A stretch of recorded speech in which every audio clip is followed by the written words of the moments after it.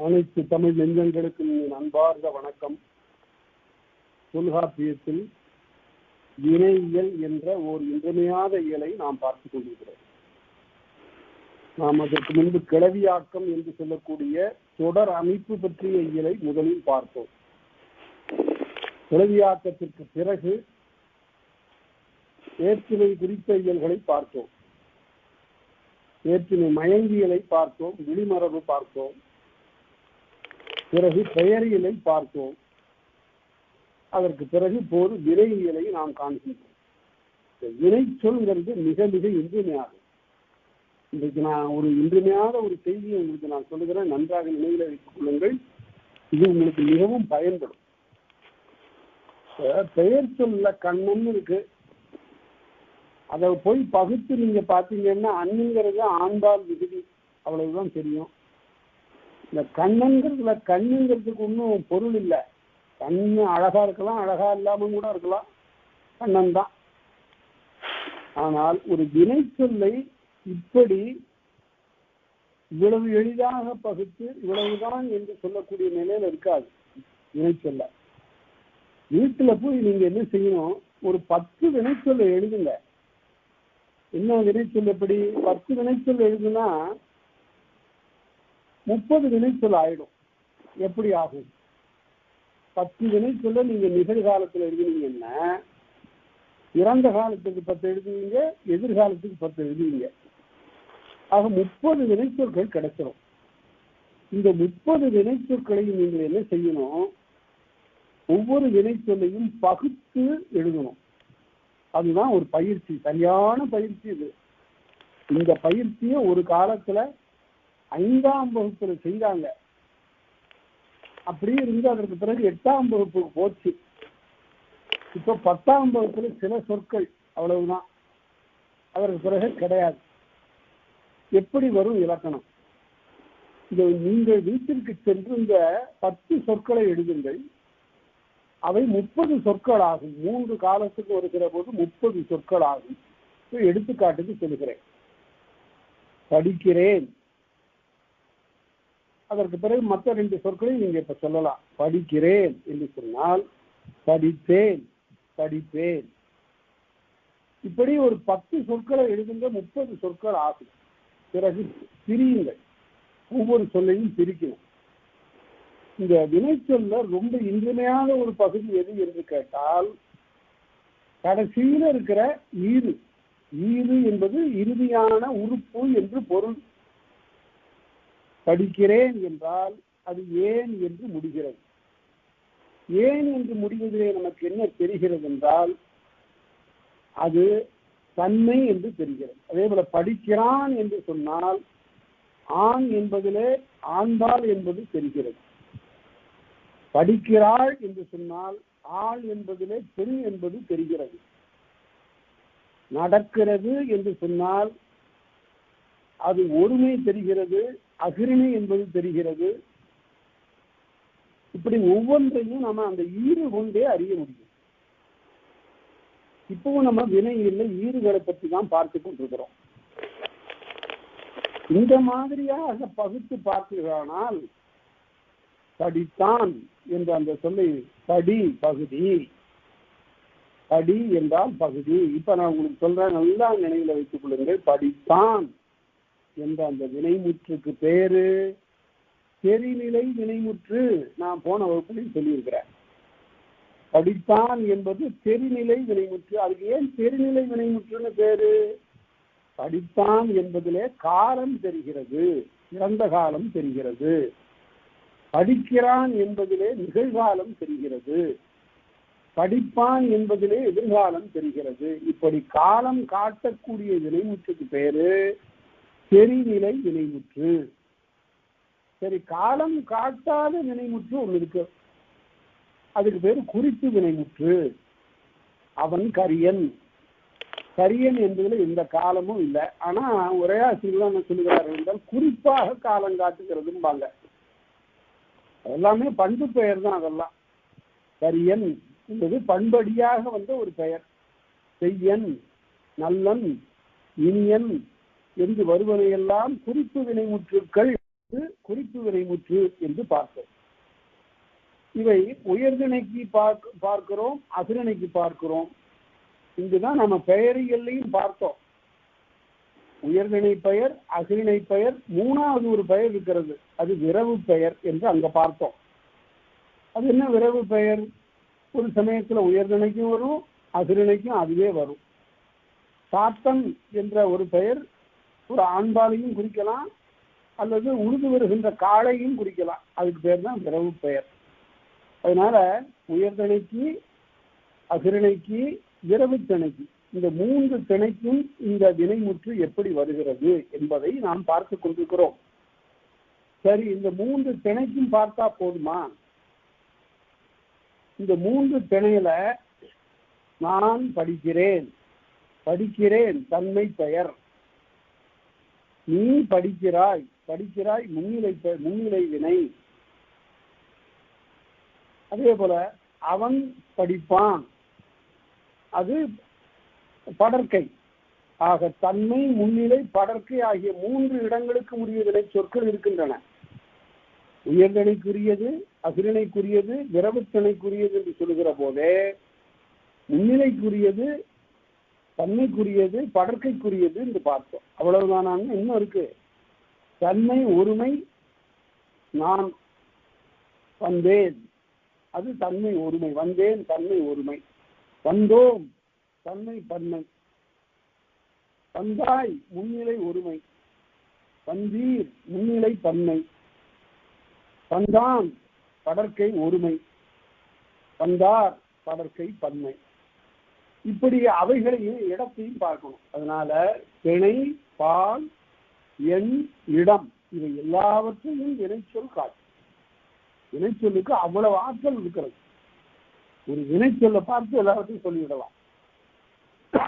ஆங்கிலத்துல அது மாதிரி இல்ல. ஒரு இடத்துல மட்டும் ஆங்கிலத்துல இருக்கு, he comes, she comes அப்படிங்கிற இடத்துல அது இருக்கு. it comes சொல்றோம், they come அப்படின்னு சொல்லிடுறோம். அப்புறம் அதனால சில இடங்களிலே அவ்வாறு பால் காட்டக்கூடிய ஈறுகள் அங்கும் இருக்கின்றன. ஆனா ஆணுக்கும் பெண்ணுக்கும் தனித்தனியா பிரித்து சொல்லக்கூடிய நிலையில இல்லை. அதனால இப்படிப்பட்ட ஒரு இலக்கண கட்டமைப்பு இந்த வினையியலால் புலப்படும்.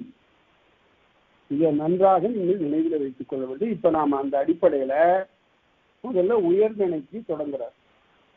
இந்த உயர்திணை என்பது என்ன? தொல்காப்பியருடைய கருத்தின்படி மக்கள் எல்லாம் உயர்திணை, மாந்தர் உயர்திணை, மற்றும் உயிர் உள்ளவும் இல்லவும் ஆகியவையெல்லாம் அகிரிணை அப்படின்னாரு. நல்லூர் ஆசிரியர் பார்த்தார், மக்கள், தேவர், நரகர் உயர்திணை அப்படின்னு சொன்னாரு. அவருடைய காலத்துல தேவர்களை பற்றி, நரகர்களை பற்றிய கருத்தெல்லாம் வந்துட்டதுனால அவர் அப்படி சொன்னார். அதனால உயர்திணை என்மனார் மக்கள் சுட்டே அப்படின்னு பார்த்தோம். அகிரிணை என்மனார் அவரல பிறவே. உயர்திணை என்பது மக்களாக சுட்டி சொல்லப்படுகிறவர். அது ரொம்ப சிறப்பு. அதாவது உடம்பால மனிதனா இருக்கிறவன எல்லாம் உயர்திணையா கருதல தொல்காப்பியர். மக்கள் சுட்டு, இவன் ஒரு மகன், இவள் ஒரு மகள் என்று சுட்டி சொல்லப்படுவதற்குரிய பண்பு மேம்பாடு இருந்தால்தான் உயர்திணை. அதுதான் பார்க்கிறோம். பிணமா கிடக்கிறான் ஒருத்தன், அது பிணம், அது பேசாது, அது எழுந்து நடக்காது. அகிரிணை தானே, அகிரிணை தான். ஆனால் நம்முடைய இலக்கணம் என்ன சொல்லுகிறது என்றால், செயற்கரிய செய்த ஒரு மனிதன், வாழ்நாள் பூரா இந்த சமுதாயத்திற்கென்று உழைத்த ஒருவன், கப்பலோட்டிய தமிழ் மாதிரி. அப்படி இருந்தா அவர் இறந்து கிடந்தாலும் கூட என்ன சொல்லுவார்கள் என்றால், பிணம் என்று அதனை சொல்லுவதில்லை. உயிர் நீத்து ஒரு மகன் கிடந்தான், உயிரை விட்ட பிறகு ஒரு மகன் அங்கு உறங்குகிறான். அதை சாவுன்னு கூட சொல்லல, உறங்குகிறான். இதுதான் நம்முடைய இலக்கணத்தினுடைய உயர்ச்சி. அவனுடைய செயல், அவனுடைய பண்பு கொண்டு அவனை எந்த நிலையிலும் உயர்நிலையாக போற்றுகிறது நம்முடைய உலகம். அதனால அது வெறும் பிணம் இல்லை. அதே சமயத்துல எல்லா வகையான அறக்கேடுகளையும் செய்து கொண்டு, செல்வத்தை வாரி குவித்து கொண்டு, பிறருக்கெல்லாம் வஞ்சகம் செய்து, ஏழைகள் நலிய செய்து வாழக்கூடிய இந்த இந்த பேய் எப்போ போகுமோ தெரியல அப்படின்னு சொல்றான். பேயரசு செய்தால் பிறந்தின்னும் சாத்திரங்கள் நாம் பாருங்க. அதனால எவ்வளவு பெரிய செல்வனாக இருந்தா கூட மக்கள் சமுதாயம் மதிப்பதில்லை. வெளியில எதுவும் சொல்லாம இருந்தா கூட உள்ளத்திற்குள்ளே ஒரு மதிப்பீடு இருக்கிறது. அதனால உயர்திணை என்பதற்கு யாரும் இப்படி பொதுவா இலக்கணம் சொல்லிடக்கூடாது. உயர்திணைன்னா நல்ல உடம்பு இருந்து அதுக்குள்ளார உயிர் இருந்துட்டா அது உயர்திணைன்னு சொல்லிடக்கூடாது. அந்த உணர்வும் பண்பும் அது மிகவும் இன்றியமையாதது. அதான் மக்கள் சுட்டுன்னு சொன்னார். சுட்டி சொல்லப்படுகின்ற உயர்ச்சி உடையவர் என்று கருத்து. சரி, இப்ப அந்த உயர்திணைக்கு இப்ப தன்மை முதல்ல பன்மையை சொல்றாரு, அப்புறம் தான் ஒருமைக்கு போறாரு. உயர்திணை தன்மை பன்மை வினைமுற்று. அது 204வது நூற்பாவில இருந்து நம்ம பார்த்துட்டோம் ஏற்கனவே. இருந்தாலும் மறுபடியும் வேகமாக நினைவூட்டி கொண்டு நம்முடைய இடத்துக்கு போகலாம். அம் ஆம் எம் ஏன் இந்த 4. பிறகு குத்தியலுகரம் சேர்ந்து வருகின்ற காட்டா தாரா இந்த 4. உம்முடு வரும் காட்டா தாரா தும் தும் தும் ரும். அம் ஆம் எம் ஏன் கும் தும் தும் ரும் ஆக 8 ஈறுகள் உயர்தனை தன்மை பன்மைக்கு உரியன. அதை எடுத்துக்காட்டுகளை வச்சு பார்த்தா தெரியும். அம் என்பதற்கு வருவம். ஒரு காலத்துல வருவம்னு சொன்னாங்க, இப்ப வருவோம்னு சொல்றோம். ஓம் மிகுதியா போச்சு. வருவாம் காண்பாம் அப்படின்னாரு, இப்ப காண்போம்னு சொல்றோம். அதே போல உரைத்திலம் கண்டிலம் கண்டிலேன் இதெல்லாம் சொல்லுகிறோம். உண்கும் உண்டும் உண்ணும் சேரும் என்றெல்லாம் சொல்லுகிறோம். இந்த 8 ஈறுகளும் உயர்தனை தன்மை பன்மைக்குரியவை என்று போன வகுப்புல பார்த்தோம். மொத்தம் 8 உயர்தனை தன்மை பன்மை ஈறுகள் 8 நினைவில் வச்சுங்க. அடுத்தபடி தன்மை பன்மைக்கு சொல்லிட்டு அப்படி தன்மை ஒருமைக்கு சொல்லுவோம். எப்படி இலக்கணம் நம்மளோட பேச போகுது பாருங்களேன். இப்ப உயர்தனை தன்மை பன்மைக்கு சொல்லியாச்சு, அடுத்தது தன்மை ஒருமைக்கு சொல்றாரு. அங்க என்ன காட்டா தாரா என்னும் அண்ணான்குருந்த குந்தியல் உகரமோடு குத்தியல் உகரம் அதோடு சேர்ந்து காட்டா தாராவோடு சேர்ந்து வந்தா கூ டூ டூ ரூ. மேல கும் தும் தும் ரும், இங்க கூ டூ டூ ரூ. அதோட என் ஏன் அல் என வரும் 7. ஆக மொத்தம் 7. இங்க கும் தும் தும் ரும் அப்படின்னு அங்க சொன்னாரு. இங்க கூ டூ டூ ரூ என் ஏன் அல். எடுத்துக்காட்டு பார்த்தீங்கன்னா கூ டூ டூ ரூங்கிறதுக்கு உங்கு, இப்ப வழக்கில் இல்லை. உங்கு உண்டு வருது சேரு என்று வருவன எல்லாம் கூ டூ டூ ரூ ஈறு உடையவை. அடுத்தது என் ஏன் அல் உண்டனன் உண்டேன் அல்லேன் உண்டேன் உண்பல் வருவல் என்று வருவன எல்லாம் ஆக மொத்தம் 7. இங்க மேல உயர்தனை பன்மைக்கு 8, உயர்தனை ஒருமைக்கு 7. 8 7 15. அப்புறம் மேலே சொல்லப்பட்ட அவற்றுள் மேலே சொல்லப்பட்டது எது? கூ டூ டூ ரூ என் ஏன் அல் என்று தன்மை ஒருமைக்கு சொல்லப்பட்ட 7 செய்கு என் கிளவி வினையோடு முடியினும் அவ்வியல் பிரியாது என்மனார் புலவர். இந்த செய்கு என்ற சொல் மேல இருக்கிற பட்டியல்ல இருக்கு. எங்க இருக்கு?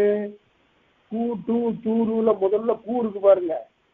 அந்த கூ ஈராக உடைய செய்கு. செய்குன்னா ஒரு வினைமுற்று. யான் செய்கு அப்படின்னா நான் செய்வேன் நான் செய்கிறேன் என்று பொருள். இந்த செய்கு என்பது வினைமுற்று. இது சொல்லப்பட்ட எல்லாமே வினைமுற்று தான். அந்த வினைமுற்று செய்கு என்பது சில சமயங்களில் இன்னொரு வினைச்சொல்லோடும் சேர்ந்து வரும். காண்கு காண்குன்னு இருக்குன்னு வச்சுங்க. நான் காண்குங்கிறது காண்கு வினைமுற்று. சில சமயத்துல இந்த காண்கு என்ன ஆகும்? இன்னொரு வினைமுற்றோடு சேர்ந்து காண்கு வந்திசின், அதாவது காண வந்திருக்கிறேன் என்று பொருள். அப்படி ஆனா வினைமுற்று என்ன ஆகிவிடுகிறது? இங்கு வினை எச்சம் ஆகிவிடுகிறது. காண வந்தேன், இதுக்கு பேர் தாங்க முற்றெச்சம். 2 வினைமுற்று ஒரு தொடர்ல வந்தா அதுல கடைசியில் இருக்கிற வினைமுற்று வினைமுற்றாவே கருதப்படும். அதுக்கு முன்னால இருக்கிறது வினை எச்ச பொருளாக வந்துவிடும். வடிவத்துல வினைமுற்றாக இருந்தாலும் பொருள் அமைதியில பார்த்தா அது வினை எச்சமாகிவிடும். எப்படிங்கிறது எடுத்துக்காட்டு சொல்றேன். நின்றான் நடந்தான் அப்படின்னா நின்று நடந்தான். இந்த நின்றுங்கிறது முற்றெச்சம். அதே போல சிறப்பதிகாரத்துல வரும் கண்ணகியும் போது விட்டாள் எரிந்தாள், தன்னுடைய மார்பை பெருகி மதுரையை நோக்கி விட்டு எரிந்தாள். விட்டு எரிந்தாள்ங்கிறது விட்டாள் எரிந்தாள்னார். அது இந்த விட்டாள்ங்கிறது முற்றெச்சம். 2 வினைமுற்று இருந்தால் ஒரு தொடர்ல 2 வினைமுற்றுக்கு இடமே இல்லை. அப்படி வந்தால் அதுல முதல்ல இருக்கக்கூடியது முற்றெச்சமாக கருதப்படும். அதைத்தான் இந்த நூற்பாடு சொல்றாரு. செய்கு செய்கு என்னும் வாய்பாட்டை உடைய வினைமுற்று வினையோடு முடியணும், இன்னொரு வினைச்சொல்லோடு முடிந்தாலும் அவ்வியல் தெரியாது, அது முற்றாகவே கொள்ளப்படும். எப்படின்னா முற்று எச்சமாக கொள்ளப்படும் என்று சொன்னார். சரி, அடுத்தது இப்பதான் ஒரு கேள்வி உங்களுக்குள்ளார வரணும்.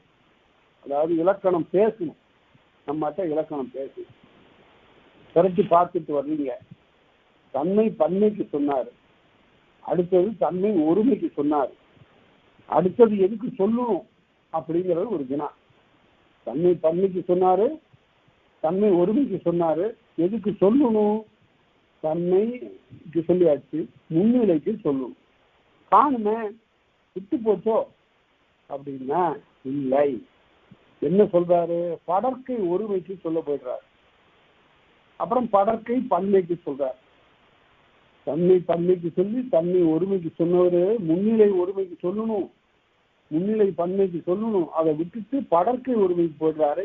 ஏன் விட்டு போச்சா? தொல்காப்பியர் மறந்துட்டாரா? இல்லை எழுதின ஏடு எங்கேயாவது தொலைஞ்சு போச்சா அப்படின்னா சில பேர் இப்படியெல்லாம் எழுதிடுறாங்க. அதாவது ஒன்றும் சொல்றதுக்கு இல்லை. இப்ப அகத்திணைகள்னு ஒரு இயல் நாம படிக்க போறோம் பொருளதிகாரத்துல. அதுல யார் யார் எங்கெங்க பேசுவாங்கன்னு ஒரு பட்டியல் போடுறார் தொல்காப்பியர். காதல் கொண்ட உள்ளங்கள் அதை அப்படியே அந்த காதல் வாழ்க்கையை அப்படியே நாடகமாக ஆக்கி காட்டுகிறார். தொல்காப்பியம் வாழ்க்கைக்கு இலக்கணம்னு என்ன அர்த்தம்? இப்படித்தான் வாழணும்னு எழுதிட்டு இருக்காரு. இல்ல இல்ல, அந்த வாழ்க்கையை இலக்கியமாக சித்தரிக்கின்ற போது யார் யார் எப்படி பேசணும் அப்படின்னு சொல்லுவதுதான் அந்த அகத்திணைகள், அந்த பொருளதிகாரம். அதுல முதல்ல தலைவனுடைய கூற்று இப்படியெல்லாம் நிகழும், அடுத்தது தோழியினுடைய கூற்று இப்படியெல்லாம் நிகழும்னு சொல்றார். தலைவியினுடைய கூற்று சொல்லலை. உடனே உரையாசிரியர்களை என்ன எழுதிட்டாங்க? ஏடு விட பெயர்த்து எழுதினார் போலும் எழுதினாங்க. நடுவுல ஏடு விழுந்து போச்சு, தலைவி சொன்ன கூற்றுக்கள் இல்லை காணும் அப்படின்னார். உரையாசிரியர் அப்படி பேனாவரேறு எழுதிட்டார், இளம்பூர்னு எழுதியிருக்காரு. விட எழுதினார் போலும் அப்படின்னு. அப்படியெல்லாம் இல்லை. இந்த இடத்துல தலைவி அதிகமாக பேசுவது இல்லை, பேசுவதே இல்லை. அவள் காதலிலே உள்ளே நுழைந்த பிறகு அவளுக்குள்ள கட்டுப்பாடுகள் காரணமாக, இயல்பாகவே அவளுக்குரிய நாணம் மற்றும் மடம் பயிர்ப்பு காரணமாக அவள் மௌனத்திலே உறைந்து போயிருப்பதுதான் இயல்பு. அவள் பேசுறது இல்லை. களவு காலத்தில் தனியாக தலைவனோடு இருக்கின்ற போது அவனோடு பேசுவாள், தோழியோடு பேசுவாள்.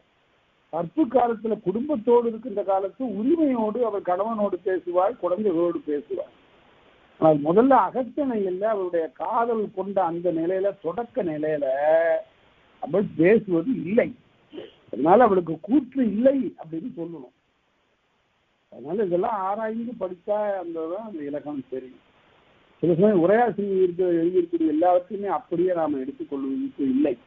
சில இடங்கள்ல அவங்களும் கூட வேறு வகையாக உரை எழுதியிருக்கிறாங்க. மூல ஆசிரியனுடைய உணர்வோடு ஒட்டாம சில இடங்கள்ல உரை எழுதியிருப்பாங்க. அதெல்லாம் நம்ம பார்க்கக்கூடாது.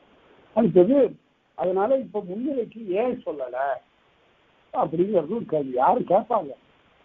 நீங்க நாளைக்கு தொல்காப்பியம் நடத்த போனீங்கன்னா ஐயா ஐயா முதல்ல முன்னிலை சொல்லிட்டு அப்புறம் படத்தைக்கு போங்கன்னா ஏழு பார்த்தா தொல்காப்பியத்துல காணும். ஏன் காணும்னா ஆண் எண் ஏன் அப்படின்னு பார்த்தோம். அதெல்லாம் பால் காட்டுகிறது, திணை காட்டுகிறது, திணை பால் காட்டுகிறது. தன்மை பன்மையாக இருந்தாலும் தன்மை ஒருமையாக இருந்தாலும் பால் திணை காட்டக்கூடிய ஈறுகளை பெற்றிருக்கக்கூடிய நிலையை பார்க்கிறோம். ஆனால் முன்னிலையில் அப்படி வராது. எப்படி வராது? நீ நடந்தாய், நடந்தாய்ங்கிறதுல ஆனா பெண்ணான்னு தெரியாது. அது உயர்திணையா அகிரிணையாங்கிறது கூட தெரியாது. ஏன்னா மாட்டை பார்த்து கூட சொல்லலாம். மாட்டை பார்த்து கூட லட்சுமி நீ நடந்தாய், அதுக்கு லட்சுமின்னு பேர் வச்சிடறான், பிறவு பெயர். லட்சுமி நீ நடந்தாய், கற்பகம் நீ நடந்தாய். அதே போல காளையை பார்த்து சாத்தன் நீ நடந்தாய், நீ உழுதாய். அதனால அங்க திணையும் தெரியவில்லை, பாலும் தெரியவில்லை. அதனால நமக்கு இங்க திணை பால் ஈடுகள் தெரிந்தால்தான் அது வினைமுற்று அதனுடைய செயலை செய்கிறது. சரி, இதை எப்படி சொல்லித்தானே ஆகணும் அப்படின்னா அந்த முன்னிலைக்கு வினைக்கு உரிய செயல்களை எல்லாம் ஈறுகளை பற்றி எல்லாம் இரவு திணையில சொல்றாரு, இரவு வினையில சொல்றாரு, இரவு வினையில சொல்றாரு. அதை அங்க சொல்லிடுவார். அதனால இங்க சொல்லலை. அதனால அது தெரிந்து கொண்டு அடுத்தபடி இப்ப படற்கைக்கு போறோம். ஆண் அள் ஆள் என்னும் நான்கும் ஒருவர் மருங்கில் படற்கை சொல்லே. ஒருவர்னு இங்க சொல்லுகிற போது தமிழ் இலக்கணத்தினுடைய மிகப்பெரிய சிறப்பு, ஒரு ஆணையும் ஒரு பெண்ணையும் சேர்த்து ஒருவர்னு சொல்றான். இது இலக்கணத்துல இந்த இடத்துல ஆண் ஒருவன் பெண் ஒருத்தி, இந்த ரெண்டு பேரையும் உள்ளடக்கியது இந்த ஒருவர்ங்கிற சொல். ஒருவர்ங்கிற சொல் அடிப்படையில ஒரு பிழை. ஒருவன் ஒருத்தின்னு தான் சொல்லணும். இரு வந்துட்டா பலர்பாலுக்குரியது அப்படி சொல்றாங்களேன்னா இது வலுவமைதி அப்படின்னு சொன்னாங்க. இந்த இடத்துல அது ரெண்டு காம்போனன்ட், ஆண் ஒருவனையும் பெண் ஒருத்தியையும் குறிக்கின்ற படற்கையாக இருக்கிறது. இப்ப ஆண் என்பது ஆணுக்குரிய ஈறுகள், அள் ஆள் என்ற ரெண்டும் பெண்ணுக்குரிய ஈறுகள். ஆக இந்த 4 ஈறுகள் படற்கை ஒருமை வினைமுற்று. இலக்கணம் எழுதும்போது முன்ன நீங்க வந்தான் அப்படின்னு சொன்னா இதுக்கு இலக்கண குறிப்பு சொல்லுங்கன்னு யாராவது கேட்டா வந்தான்ங்கிறதுக்கு என்ன இலக்கண குறிப்பு சொல்லுவீங்க? முதல்ல எழுதுங்க உயர்தனை. வந்தான் உயர்தனை தானே, உயர்தனை.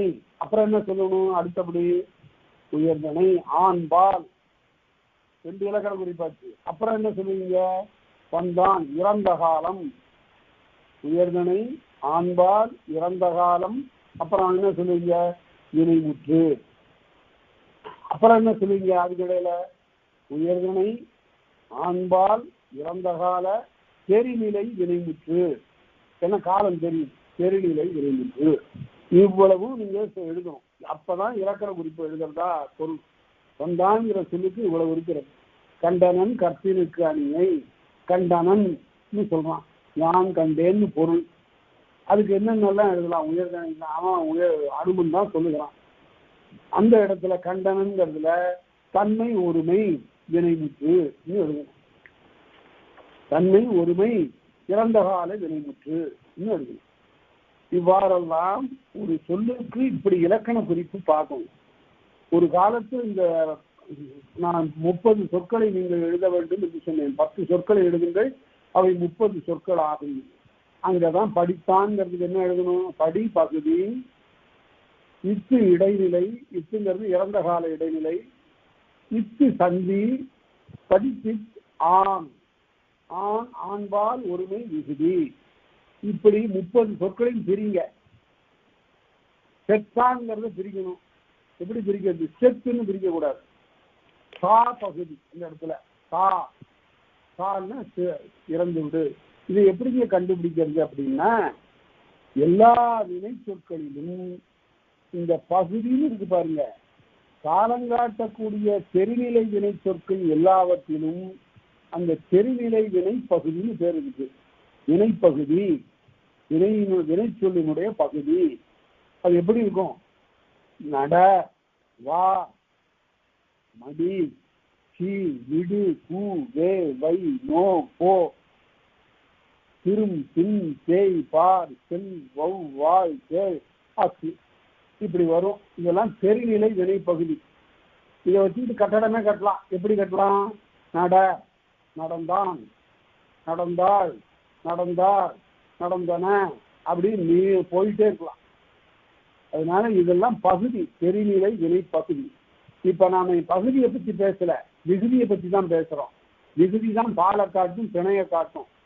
அதனால ஆண், ஆண்பால் ஈறு, ஆள், பெண்பால் ஈறு ஆக 4 ஈறுகள் உயர்திணையில படற்கை ஒருமை வினைமுற்று, படற்கை ஒருமை வினைமுற்று அப்படின்னு பார்ப்போம். அடுத்தது படற்கை பன்மை வினைமுற்று. அது எடுத்துக்காட்டு பாருங்க. உண்டனன் மேல அண்ணான் ஆழ்ங்கிறதுக்கு எடுத்துக்காட்டு. உண்டனன், உண்டிலன், உண்ணானின்றனன், உண்கின்றான் என்று வருவன எல்லாம் எடுத்துக்காட்டு. சரி, படற்கை பன்மை வினைமுற்று அடுத்தபடி போறோம். அர், ஆர், பா என வரும் 3ம் பல்லோர் முறையில் படற்கை சொல்லே. பலர்பாலை குறிக்கக்கூடிய படற்கை சொல். இது படற்கைக்கு உரியது. பல்லோர்னா படற்கை, பல்லோர்னா பலர், பலர்பால், பலர்பாலுக்குரியது. படற்கைன்னா அவன், அவள், அவர்னு சொல்லக்கூடியதெல்லாம் 3வது இடம் படற்கை. அதனால அர், ஆர், பா என வரும் 3ம் எப்படி? உண்டனர், அர், உண்பார், ஆர், உண்ப, தருவ, மகிழ்ப, கேட்ப என்று வருவன எல்லாம் பகர ஈறு. ஆக இந்த 3 ஈறுகள் படற்கை பன்மை வினைமுற்றுக்கு உரியவை. ஆக மொத்தம் படற்கை ஒருமை வினைமுற்றுக்கு 4, பன்மை வினைமுற்றுக்கு 3, அப்புறம் இன்னொன்று சேர்ந்து மாறை கிளவியும் பல்லோர் படற்கை. மார் என்ற சொல்லும் இதோடு சேர்ந்து காலக்கிழவியோடு முடியும் என்ப. இந்த இடத்துல ஒரு முக்கியமான ஒரு குறிப்பு சொல்லுகிறேன். இந்த மார் என்பது கொன்மார் வந்தார் என்றால் கொல்லுவதற்காக, கொல்லுகின்ற செயலுக்காக வந்தார்கள் ஒரு வினை. அது வினையச்சம்.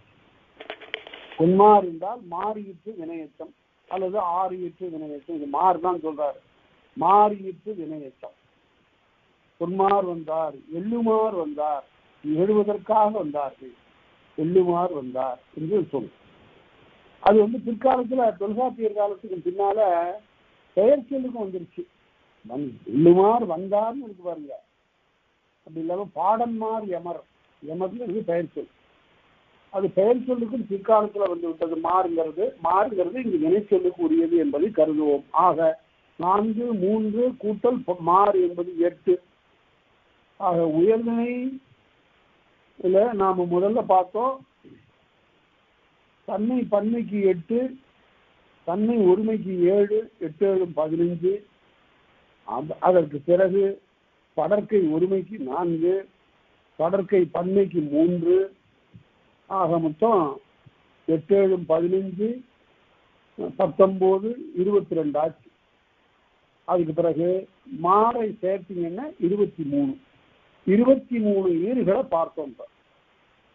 இதற்கு தன்மைக்கும் படற்கைக்கும், தன்மை ஒருமை, தன்மை பன்மை, அதே போல படற்கை ஒருமை, படற்கை பன்மை, இது எல்லாவற்றுக்கும் நாம 23 ஈறுகளை பார்த்தோம். என்ன கேள்வி கேட்கலாம்னா,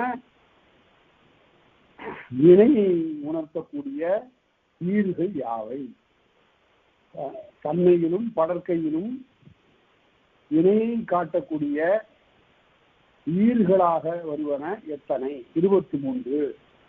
23ன்னு எழுதக்கூடாது. பல பேர் செய்யக்கூடிய பிழை 10 இல்லை, அது 10 என்ற பிழை.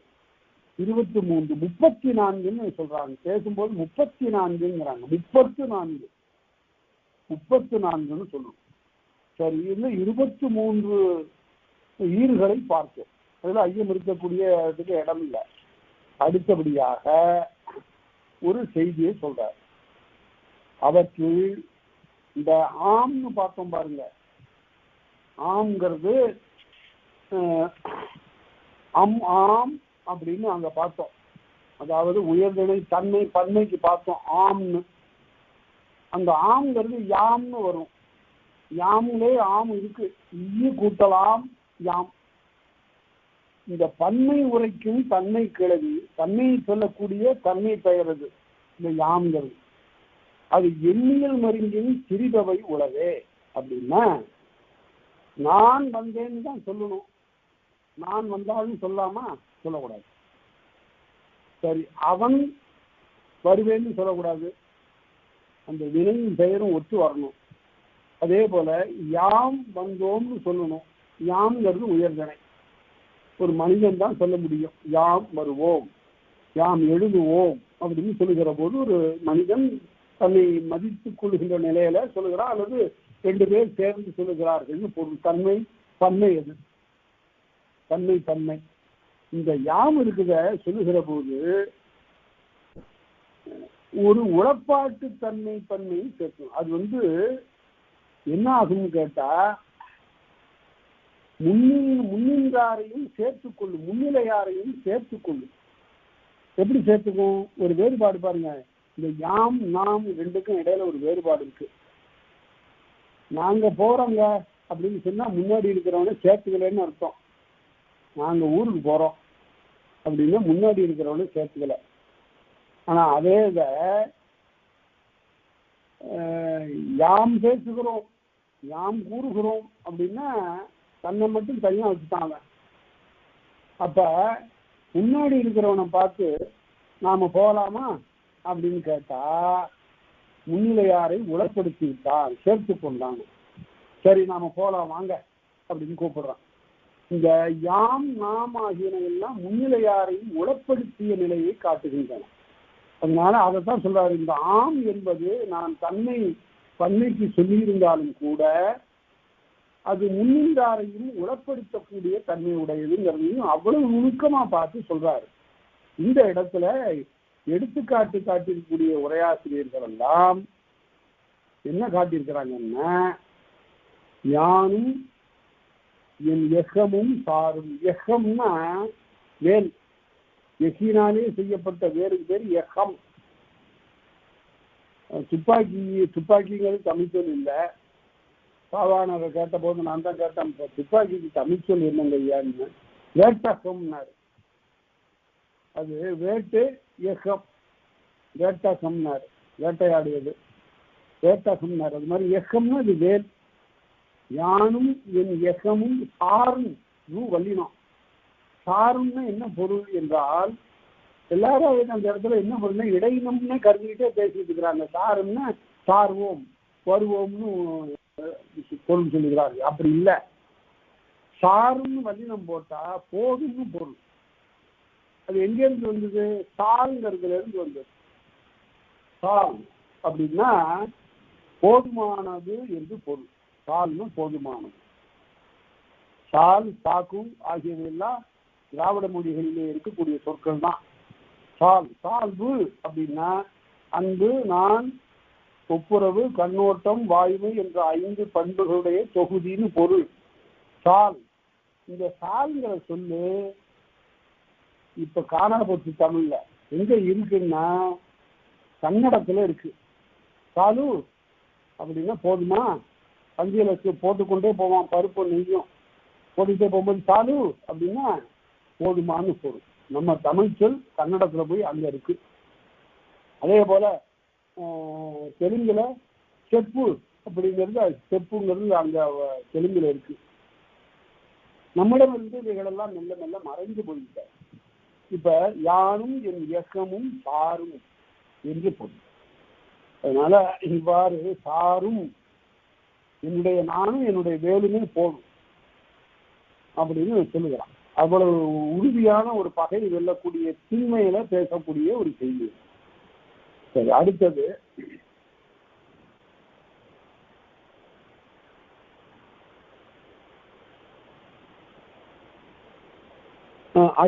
யார். யாருங்கிற சொல். யார் வந்தார் அப்படின்னு ஒரு வினைமுற்று இருக்கு. வந்தாருங்கிறது வினைமுற்று, யாருங்கிறதும் வினை தான் வரும். அவர் யார் என்று கேட்கிற போது அது குறிப்பு வினைமுற்று. யார் காலம் தெரியல, அதனால யாருங்கிறது குறிப்பு வினைமுற்று. யார் என்பது யார் என்னும் இந்த உடனே ஒரு ஐயம் வரணும் உங்களுக்கு. யாருன்னு எழுதியிருக்கும் போது யா போட்டு அளபட போட்டிருக்கு, அப்புறம் இருந்து போட்டிருக்க, ஏன் போட்டிருக்கு அப்படின்னு கேட்டா அது போடலைன்னா ஒரே அசையா நிற்கும். அப்பதான் 2 அசையா வரணும். எந்த சீருக்கும் 2 அசை வரணும். ஒரு அசையில சீர் இருந்தாலும் கூட இங்க வரக்கூடாது. நூற்பாவில் செய்யுள்ளெல்லாம் ஒரு அசை சீர் ஆகாது. எங்காவது எந்தாவில் ஈற்றடியில கடைசியில ஒரு சீர் வரும், ஒற்றை சீர். மற்ற இடங்கள்லாம் 2 சீராக தான் வரும், 3 சீர் வரும். இங்க யாருன்னு மாத்திரம் அளவெடுக்காம போட்டா ஒற்றை சீரா போயிடும். அதனால அளவெடுத்த வகையில யார் யார் என்னும் வினாவின் கிளவி அத்திணை மருங்கின் முப்பார்க்கு முறித்தே. அத்திணை மருங்கின் முப்பார்க்கு முறித்தே. அத்திணைன்னு என்ன? உயர்தனையில 3 பாலுக்கும் உரியது. 3 பால் எது? ஆண்பால், பெண்பால், பலர்பால். உயர்தனையில ஆண்பால், பெண்பால், பலர்பால் இந்த 3க்கும் யார் என்பது உரியது. யார் வந்தான், யார் வந்தான், யாவன் வந்தான், யாவல் வந்தாள், யாவர் வந்தார்னு வரும். யாவன் வந்தான், யாவல் வந்தாள், யாவர் வந்தார். இந்த யாருங்கிறது அப்படி பாலுக்கு தகுந்தது போது மாறும். இப்போ ஒரு செய்தி சொல்றேன் பாருங்க. நம்முடைய தமிழ் இலக்கியத்தில் ஒவ்வொரு காலத்திலையும் ஒவ்வொருத்தரும் தூக்கி சாப்பிட்ற ஆளாவே வந்திருக்கிறான். படிக்கும்போது அந்த ஆள் அப்படி பாடினான்னா அதுக்கு பின்னாடி வந்தவன் என்னையா கம்பராமாயணத்தை அரங்கேற்றுகிற போது கேட்டான், என்ன அங்கங்க சிந்தாமணியினுடைய சுவடு புலப்படுகிறதேன்னு ஒருத்தன் கேட்டான் கம்பனை பார்த்து. சிந்தாமணி என்ற கடலில் நான் கொஞ்சம் மொண்டு கொண்டேன் நான் கம்பன். சிந்தாமணி அப்படி இருக்கு. என்ன பாடல்கள், அருமையான பாடல்கள். யார் படிக்கிறாங்க சிந்தாமணி? அது விருத்தம் என்ற பாவுக்கு அதுதான் சிறந்த எடுத்துக்காட்டு. அங்கிருந்துதான் கம்பன் அந்த விருத்தப்பாவினுடைய ஆட்சியை ரொம்ப பெருக்கி பரிணாமத்துல இன்னும் மேலா கொண்டு வந்துட்டான். அதுல ஒரு இடத்துல சிந்தாமணியில ஒரு இடத்துல பாருங்க, அந்த காந்தர்வ தத்தை என்பவள் யாழை எடுத்து இசைக்கிறார். இந்த பாட்டை நீங்க நினைவுல வச்சுங்க. இந்த பாட்டு பல இடங்கள்ல உங்களுக்கு துணையா இருக்கும். இந்த பாட்டுக்கு இலக்கணமா இந்த தமிழ்நாட்டுல ஒரு பெண் இருக்கிறாங்க. இப்ப என்னது அப்படின்னா, இந்த காந்தர்வதத்தை என்பவள் யாழை எடுத்து இசைத்து பாடுகிறார். வாயால பாடிட்டு யாழ் இசைக்கிறான். வீணையை இசைக்கிறான். வீணை யாழ் வேற வேற. இந்த வீணையை இசைக்கக்கூடிய காந்தர்வதத்தை எப்படி பாடுகிறாள் வாயினாலேங்கிறத ஒரு விருத்தத்துல சொல்றார். ரொம்ப அருமையான பாட்டு. கருங்கொடி புருவம் ஏறா. பாடும்போது இந்த புருவம் அது இருந்த இடத்திலே இருக்கு, மேல ஏறல. கருங்கொடி புருவம் ஏறா, கயல்நெடும் கண்ணும் ஆடா. கயல் போன்ற இந்த கண்கள் ஆடவில்லை, அசையவில்லை, அப்படியே இருக்கு. அருங்கடி மிடரும் இம்மா. கழுத்து அந்த மிடரு புடைக்கல.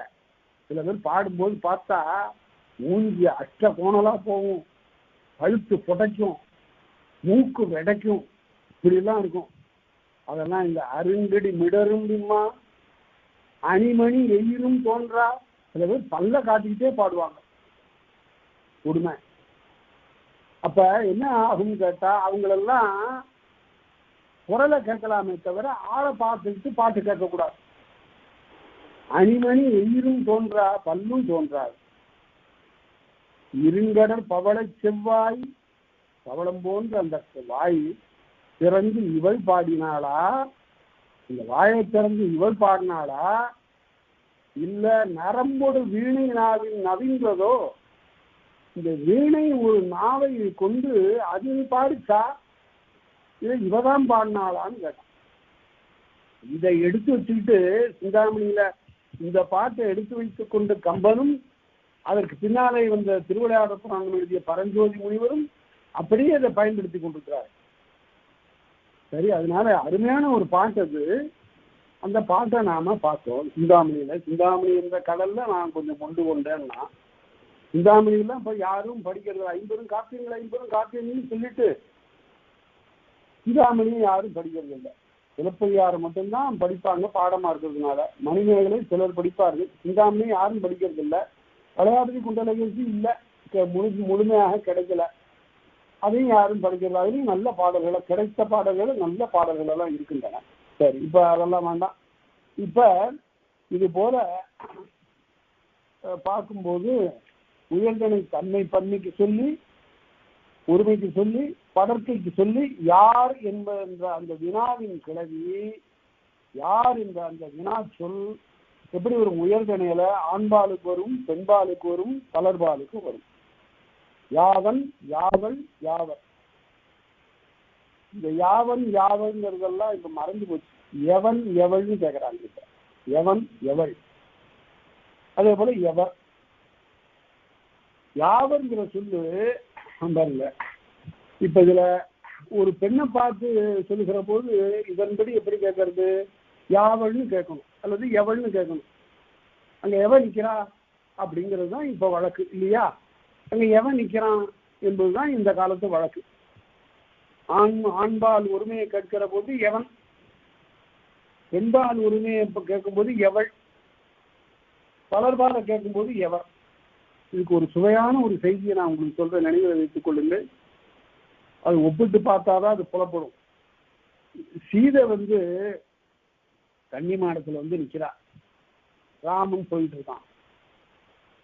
ராமன் எங்க போயிட்டு இருக்கான்னு கேட்டா, முன்னால விஸ்வாமித்திரன் போறான், அதனை அடுத்து ராமன் போறான், அதை அடுத்து பின்னால இலக்குவன் போறான். வரிசை இப்படிதான் போகுது. இப்படி வரிசை போகும்போது கன்னிமாடத்துல சீதை நிற்கிறாள். சீதை நிற்கிறாள்னு நான் சொல்றேன், கொஞ்சம் கவனிங்க.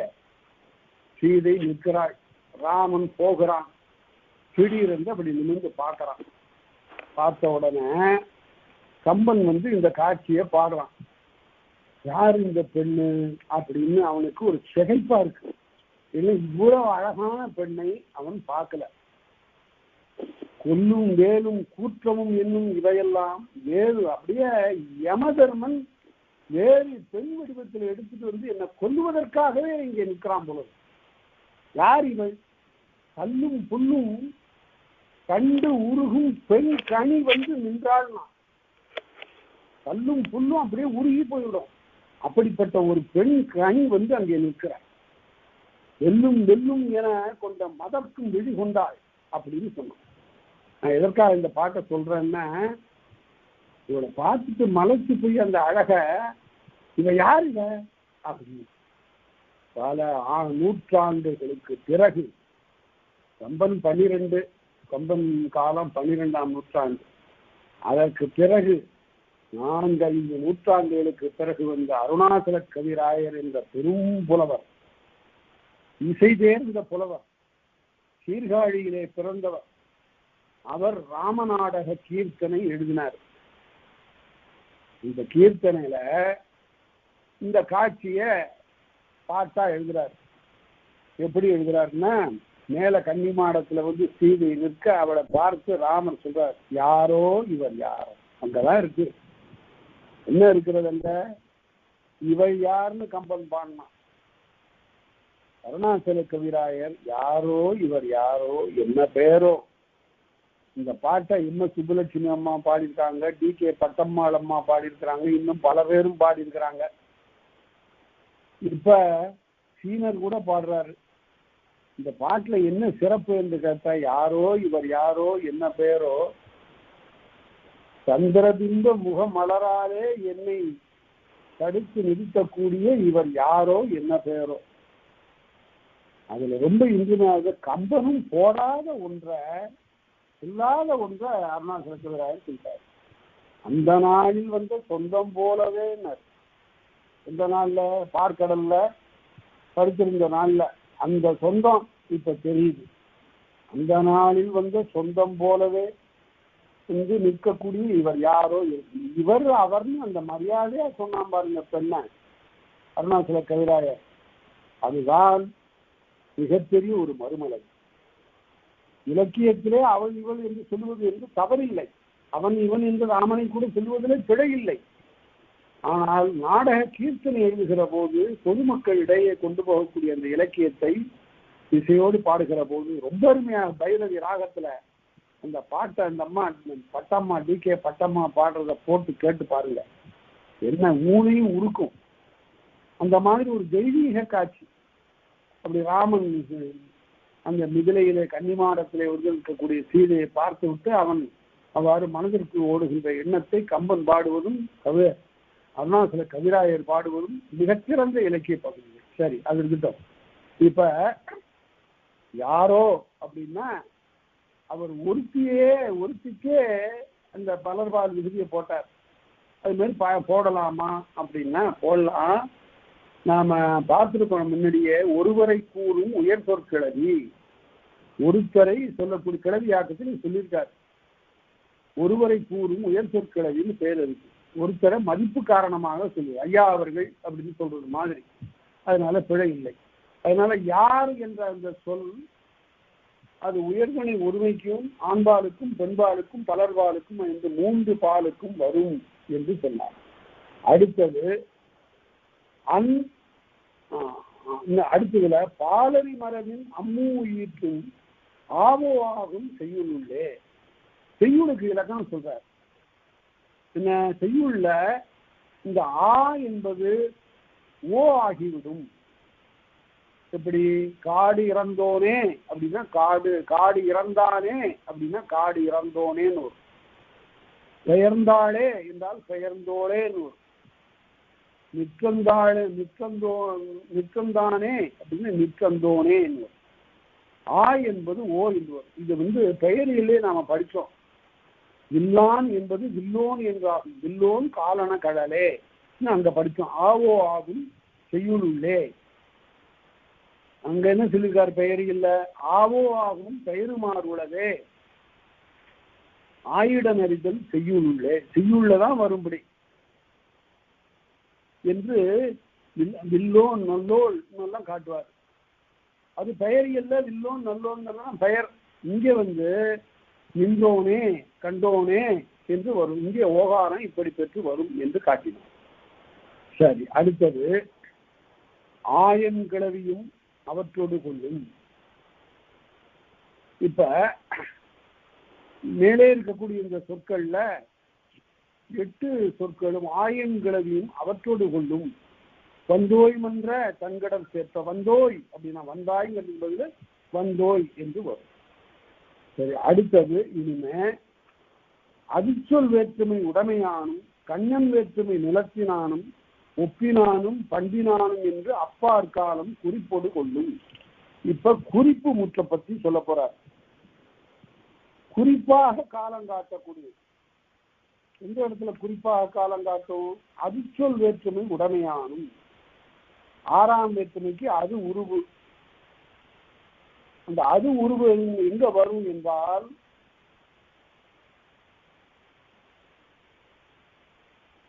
அதிர்ச்சொல் வேற்றுமை உடைமையானும். எனது வீடு, என் வீடுங்கிறது எனது வீடுன்னு சொல்றோம். அது உடைமை, பொசஷன். அது உடைமையை குறிக்கிறது. கச்சினன் என்றால் கச்சது உடையன் அர்த்தம். கடலினன் கடலது உடையன் அர்த்தம். அதுங்கிறது வேற்றுமை உருவு அங்க மறைஞ்சிருக்கு. அதிர்ச்சொல் வேற்றுமை உடைமையானும் உடைமை பொருளை குறிக்கக்கூடிய அது என்ற உருவு வரக்கூடிய 6ஆம் வேற்றுமையிலும் கண்ணன் வேற்றுமை நிலத்தினானும் இடப்பொருள் குறித்து வருகின்ற கண் வேற்றுமை 7ஆம் வேற்றுமை. மதுரை சொக்கநாதர் கோயில் அப்படின்னா மதுரை கண் உள்ள சொக்கநாதர் கோயில் 7ஆம் வேற்றுமை. அதனால இடப்பெயரை குறித்து. அதனால உடைமை பொருளை குறித்து வருகிற 6ஆம் வேற்றுமையிலும் இடப்பொருளை குறித்து வருகிற 7ஆம் வேற்றுமையிலும் அடுத்தது ஒப்பினாலும் ஒப்பு பற்றி சொல்லக்கூடிய இடத்திலும் பண்பினாலும் பண்பு குறித்த இடத்திலும் ஆக மொத்தம் 4 இடம் சொல்லியிருக்கார். ஒன்று அது உருவு மறைந்து வருகிற 6ஆம் வேற்றுமை, 2 கண் உருவு மறைந்து வருகிற 7ஆம் வேற்றுமை, ஒப்பு பொருள்ல வரக்கூடிய தொடர்கள், பண்பு பெயர்ல வரக்கூடிய பண்பு குறித்து வருகின்ற தொடர்கள் ஆகின்ற 4 இடத்திலும் அப்பார் காலம் குறிப்போடு கொள்ளும். காலம் குறிப்பாக வரும். எப்படி அப்படின்னா அவன் கச்சினன் என்றால் கச்சதை உடையும். கச்சு என்ற அதனை அணிந்தவன். ரொம்ப சுருக்கமா இப்பெல்லாம் இந்த காலத்துல எழுதுகிறார்கள், அவன் ஒரு நல்ல கச்சு அணிந்திருந்தான். கச்சு கச்சுன்னு என்ன என்றால் இடுப்புல இறுக்கி அணியக்கூடிய ஒரு ஆடை. அவன் கச்சு அணிந்திருந்தான். அதே போல காலில் கடல் அணிந்திருந்தான். அவன் கடல் அணிந்திருந்தான். எல்லா எதுக்கையா நீட்டுற கடல் அணிந்திருந்தான் கச்சு அணிந்திருந்தான்னு அப்படின்னு ரொம்ப சுருக்கமா சொன்னா, கச்சு அணிந்திருந்தான்ங்கிறதுல காலம் தெரியும், கடல் அணிந்திருந்தான்ங்கிறதுல காலம் தெரியும். இந்த காலத்தை எல்லாம் எடுத்துட்டு அவன் கச்சினன் அவன் கடலினன் அப்படின்னு சொல்லிட்டா காலக்கூறு போயிடுச்சு. இதுக்கு பேர் தான் குறிப்பு முற்று. கச்சினன் கடலினன் தேர்ந்தார் மார்பினன் அகநானூற்றுல வரும். அதனால கச்சை உடையவன் கடலை உடையவன் என்று. அதே போல இது 6ஆம் எத்தனைக்கு கச்சினன் கடலினன். 7ஆம் எத்தனைக்கு வருதுன்னு சொன்னாங்களே, அது இல்லத்தன் புறத்தன், வீட்டின் மேல் இருக்கின்றான். அவன் புறத்தே போயிருக்கிறான், புறத்தின்கள் போயிருக்கின்றான். இது இல்லத்தன் புறத்தன் சொன்னா போதுதான் குறிப்பு முற்று. குறிப்பு முற்றுங்கிறது இப்படிதான் வரும், இல்லத்தன் புறத்தன். சரி, ஒப்புமை பொருள்ல அவன் பொன்னன், அவன் பொன்னை போன்று இருந்தான்னு பெருநிலை வினைமுற்று. அவன் பொன்னன் என்றால் குறிப்பு வினைமுற்று. அதே போல புலி அண்ணன் என்றால் ஒப்புமை பொருள் அதுவும். அடுத்தது பண்பு குறித்து வருவன. கரியன் அவன் கரியன் அவன் செய்யன் என்று பண்பு குறித்து வரக்கூடிய சொற்கள். அவன் சினத்தன் சினத்தை உடையவன் என்று வரக்கூடியன எல்லாம் குறிப்பு வினைமுற்றுக்கள். ஆகவே 6ஆம் வேற்றுமை 7ஆம் வேற்றுமை ஒப்பு பொருள் பண்பு பெயர் ஆகியவற்றில் வரக்கூடியன எல்லாம் குறிப்பு வினையாக வரக்கூடியன என்று பார்த்தார். அப்புறம் மேலும் ஒரு பட்டியல் சொல்றார். அன்னையின் அன்னை எப்படி பாருங்க, ரன்னகரம் போட்டிருக்கு. அன்மைன்னு தன்னகரம் போட்டிருந்தா பக்கத்துலன்னு பொருள். இங்க அது இல்லை, இங்க ரன்னகரம் போட்டிருக்கிறதுனால அன்மை என்ன, அல்லாமை அல்லன் என்று வருவது அன்மை. அவன் அல்லன் அவன் அல்லன் அது அன்மையின். இன்மைங்கிறது அவன் இல்லன் அவன் இல்லை. அடுத்தது அவன் உளன், உண்மையின் உண்மையின்னா உள்ளது, அவன் உளன் என்பது. வன்மையின் அவன் வல்லன் என்று வருவன. அன்ன பிறவும் இவையெல்லாம் கூட குறிப்பு வினைமுற்றுகள் தான். நல்லன் இனியன் தீயன் அல்லன் நல்லன் வல்லன் நெறியன் என்று வருவன எல்லாம் குறிப்பு வினைமுற்றுக்கள். அன்ன பிறவும் குறிப்பது கொள்ளும் என்ன கிளவியும், என்ன கிளவின்னா எந்த சொல்லும் குறிப்பே காலம். ரொம்ப அருமையா சொல்லிட்டார். இவைகளெல்லாம் குறிப்பு வினைமுற்றுக்கள். ஒரு நல்ல எழுதுகிற போது நல்ல நடை வேண்டும் என்றால் இடையில குறிப்பு முற்றுகள் இருக்கணும். ஏன் நீட்டி எடுத்துட்டு போகணும்? திருவிக்கா எழுதுகிற போது குறிப்பு முற்றுகை வரும், ரொம்ப அருமையா வரும். சில சமயங்களில் வினைமுற்றுகளே அவர் தவிர்த்துவார். தேவையில்லைன்னு தூக்கி எரிஞ்சிட வேண்டியது தானே.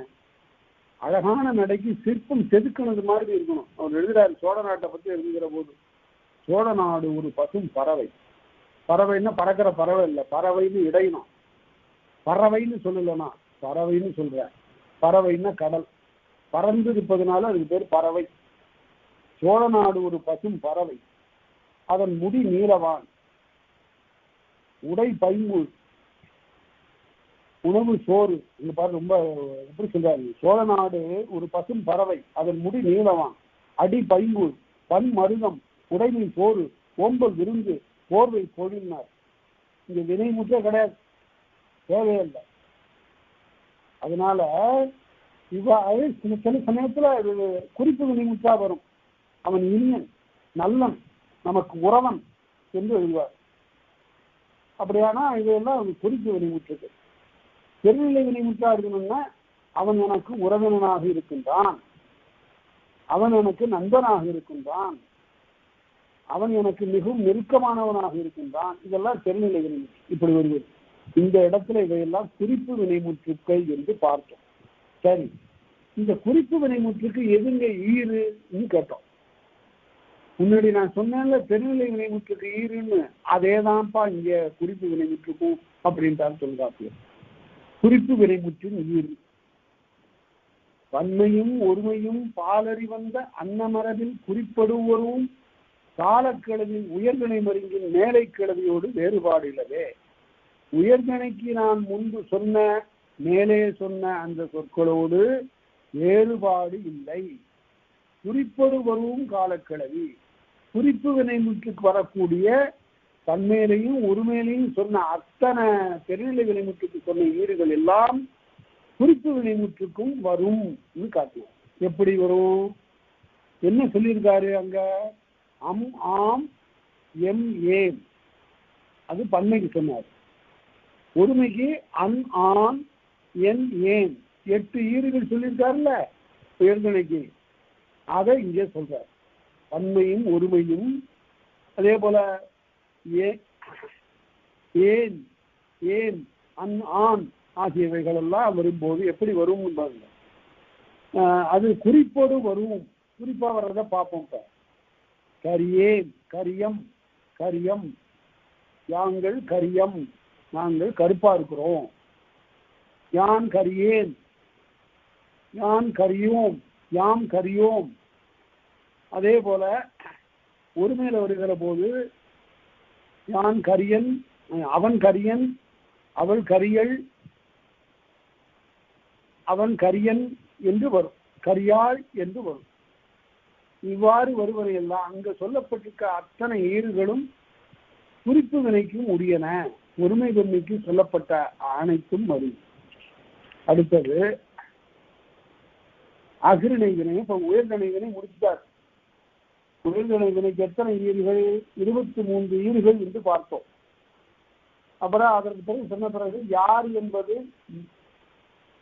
3 பாலுக்கும் உரியதாக உயர்கணையில வரும் என்று சொன்னார்.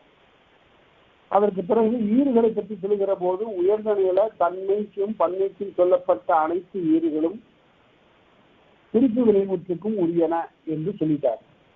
அடுத்தது அகிரிணை வினைக்கு வருகிறார். அகிரிணை வினை என்பது பன்மை வினைமுற்று. இந்த வினை சொல்ல பால் காட்டும் பால் காட்டும் திணை காட்டும் பால் காட்டும் எல்லாம் சொல்றோம். ஒரு சொல் மட்டும் காட்டாது. செய்யும் இருக்குன்னு வச்சுங்க. அவன் செய்யும் அவள் செய்யும் அது செய்யும் அவர் செய்யும் எல்லாத்தையும் செய்யும் சொல்லலாம். இந்த செய்யும் என்பது செய்யும் என்னும் வாய்பாட்டு வினைமுற்று என்று சொல்லப்படும். அதுவே ஒரு வாய்பாடு, அது ஒரு சாம்பிள் செய்யும். இப்ப எங்கேயாவது வேற எங்கேயாவது சொல்லும்போது எப்பொழுதும் அவன் அங்கு நிற்கும், கடைத்தெருவில் நிற்கும் அப்படின்னு சொன்னா நிற்கும் என்பது என்ன? செய்யும் என்னும் வாய்பாட்டு வினைமுற்று. அவன்தான் பேசும் அப்படின்னா அது பேசும் என்பது செய்யும் என்னும் வாய்பாட்டு வினைமுற்று. இப்ப நாம அகிரிணையை பற்றி பார்க்க போறோம். அகிரிணைக்கு முதல்ல பன்மையை சொல்றார். ஆ வா என வரும் ஆ வா என வரும் இறுதி அப்பால் மூன்றே பலவற்று படற்கை. இந்த மூன்றும் பலவற்று படற்கை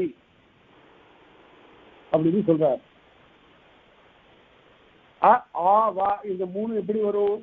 வருவ வருவங்கிறதுல அகர ஈறு. அதே போல ஆ எப்படி வரும்? வாரா. வா எப்படி வரும்? கூறுவ சொல்லுவ என்று வரும். இந்த மூன்றும் பலவற்று படற்கை. அகிரிணை பலவின்பால் படற்கை, பலவின்பாலுக்கு வரும். அப்ப அது எப்படி வரும்? மாடுகள் வருவ, மாடுகள் மேய்வ, மாடுகள் வாரா, குயில்கள் கூறுவ, இப்படி எல்லாம் வரும். அடுத்தது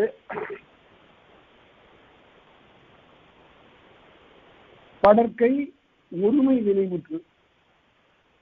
பன்மைக்கு சொல்லியாச்சு, ஒருமைக்கு சொல்றாரு. இப்ப உங்கன் படற்கை தாரா ஊர்ந்த குத்தி குன்றியல் உகரத்து இறுதியாகும். டூ ரூ டூ இந்த மூன்றும் ஒருமைக்குரிய வினைமுற்றுகள்.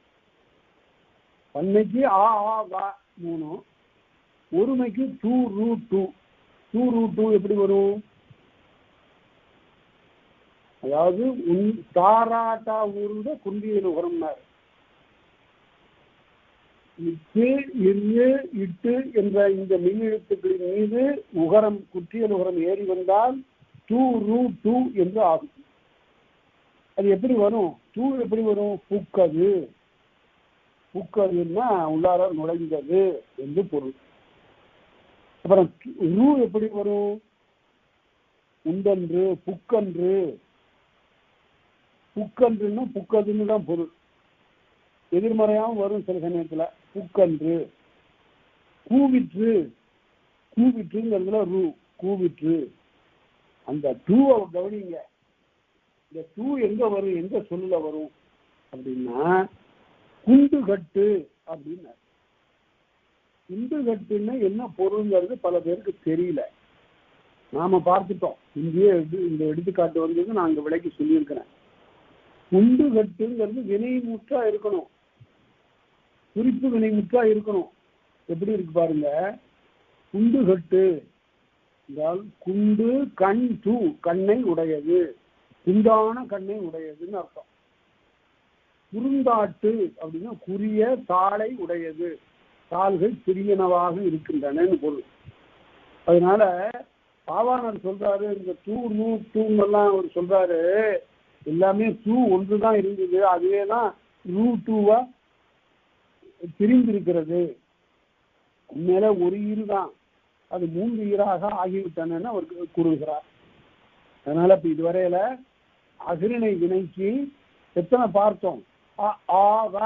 3, அதாவது பன்மைக்கு பார்த்தோம், ஊர்மைக்கு 2√2 பார்த்தோம். 2√2 ஆக மொத்தம் 6 ஈறுகள் இங்கு பார்த்தோம். அடுத்தபடியாக பன்மையும் ஒருமையும் பாலறி வந்த அம்மூவிரண்டும் ஆக மொத்தம் இந்த 6ம் அகிரிணை அவ்வே. இந்த 6ம் அகிரிணைக்கு உரியவை என்று, இந்த 6 தவிர வேற இல்லைன்னார். 2√2 இந்த 6ம் அகிரிணை ஒருமைக்கும் பன்மைக்கும் உரியவை. சரி, அடுத்தது அத்தனை மருங்கின் இருவார் கிளவிக்கும் ஒக்கும் என்ப எவன் என் வினாவே. எவன் அப்படின்னு ஒரு சொல் இருக்கு. இந்த சொல் ஆளை குறிக்கிறது இல்லை.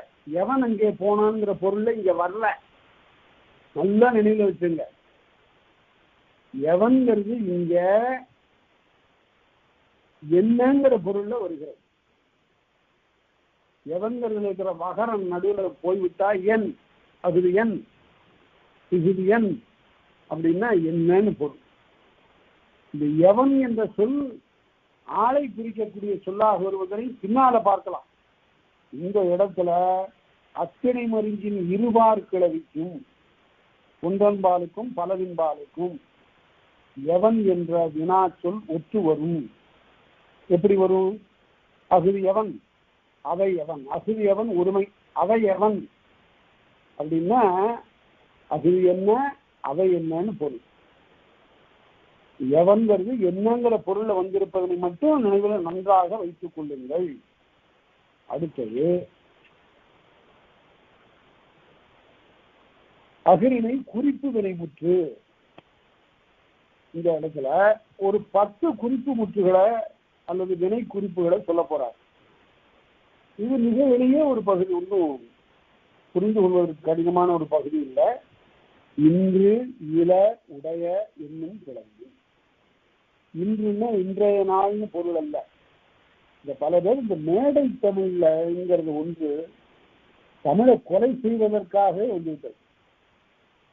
எழுதும்போதும் அது வந்துவிட்டது, அதனுடைய தாக்கம் வந்துவிட்டது. பல பேர் பேசும்போது இன்றைய தினம் அது என்னங்க இன்றைய தினம்? தினம்ங்கிறது வட சொல், அது வேண்டியதே இல்லை. இன்றுன்னா போதும், அது என்ன இன்றைய தினம்? தவறான ஒரு ஆட்சி. அதே போல நேற்று தினமணியில ஒரு சொல்ல பார்த்த அதிர்ச்சியா இருந்தது. நுட்புணர். நுட்புணரம். நுட்புணர் என்றால் என்ன பொருள்னா சயின்டிஸ்ட், டெக்னாலஜி. அதுக்கு தமிழாக்கம் பாருங்க, நுட்புணர்னு போட்டான். எந்த இலக்கண மரபுக்கும் சொல்லாக்க மரபுக்கும் உட்பட்டதே இல்லை. இந்த மாதிரி எல்லாம் இதழ்கள்லாம் இப்படி தமிழ் எழுதுனா என்ன ஆவது?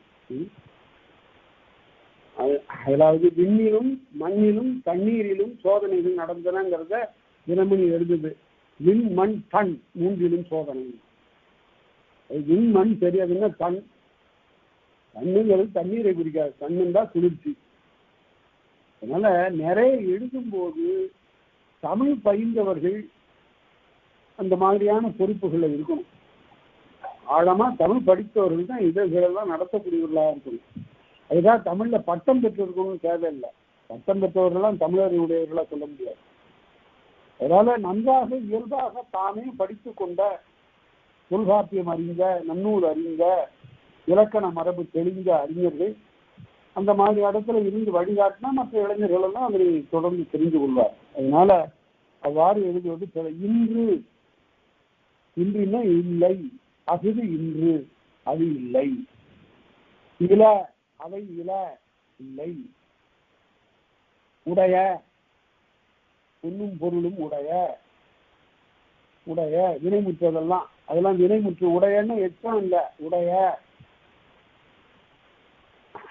சோழ நாடு சோறு உடைச்சுங்கிறான் பாருங்க, அது மாதிரி அது உடைத்து ஒருமை. இது உடைய என்பது பன்மை. இன்று, இல, உடைய என்னும் 3 சொற்கள். அப்புறம் அன்று, அன்றுங்கிறதுக்கு அல்லன்னு பொருள். உடைத்து ஒருமை, அல்ல என்னும் கிளவியும். அன்று, உடைத்து, அல்ல என்னும் கிளவியும். அடுத்தது பண்புகள் கிளவியும். கரிய, செய்ய என்ற பண்பை குறித்த சொற்களும். உழவன் கிளவியும், உள என்னும் சொல்லும். பண்பினாகிய சினைமுதற் கிளவியும். நெடுஞ்செவித்து, குறுந்தாட்டு என்று சினைமுதற் கிளவியும், காதோ கண்ணோ அதை அவற்றை குறித்து வரக்கூடிய சொற்களும். ஒப்படுவரும் கிளவி, பொன்னண்ணன், பொன்னண்ணது என்று வரக்கூடிய எல்லாம் அகிரிணை குறிப்பு வினைமுற்று. பொன் அன்னதுன்னு சொல்லணும். அகிரிணையா இருக்கிறதுனால பொன் அன்னது. இந்த 10ம் குறிப்போடு கொள்ளும், குறிப்பாக ஒருவனை. இந்த 10 இன்று இல உடைய, அது முதற்கொண்டு வரக்கூடிய அன்று உடைத்து அல்ல, பண்பு கிளவி, உழவன் கிளவி, பண்பினாகிய சினைமுதற் கிளவி, ஒப்படுவரும் கிளவி. ஆக மொத்தம் 10ம் இணை குறிப்பு முற்றுகள் ஆகும் என்று பார்த்தோம். இந்த 10ம் அகிரிணையில் குறிப்பு வினைமுற்றுக்கள். அடுத்தது அந்த குறிப்பு வினைமுற்றுகளுக்கு இருக்கக்கூடிய ஈறு பற்றி சொல்றார். இந்த அகிரிணை குறிப்பு வினைமுற்றுகளுக்கு இருக்கக்கூடிய ஈறுகள் எல்லாம் பெருநிலை வினைமுற்றுக்கு வந்த அதே ஈறுகள் இங்கேயும் வரும், அவையே இங்கும் வரும். எப்படி? பன்மையும் ஒருமையும் பாலறிவந்த அன்னமரபின் குறிப்பொடுவரும் காலக்கிழவி அகிரிணை மருங்கின் மேலை கிழவியோடு வேறுபாடிலவே. அந்த நூற்பாவில் சில சொற்களை தான் மாற்றி இருக்கிறார் இந்த இடத்துல. இந்த பெருநிலை குறிப்பு முற்றுக்கு ஈடு சொல்லுகிற போது பெருநிலை வினைமுற்றுக்கு வந்தன எல்லாம் குறிப்பு வினைமுற்றுக்குரியனன்னு சொன்னாரு. இங்க அகிரிணை வினைமுற்றுக்கு வந்தன எல்லாம் இங்க குறிப்பு முற்றுக்கு உரியனன்னு சொல்றாரு. மேலை கிழவியோடு வேறுபாடு இல்லவே. இடத்தாலும் காலத்தாலும் பெருநிலை வினையோடு ஒத்து வருங்கிறது கருத்து. எப்படிங்கிறத பார்ப்போம்.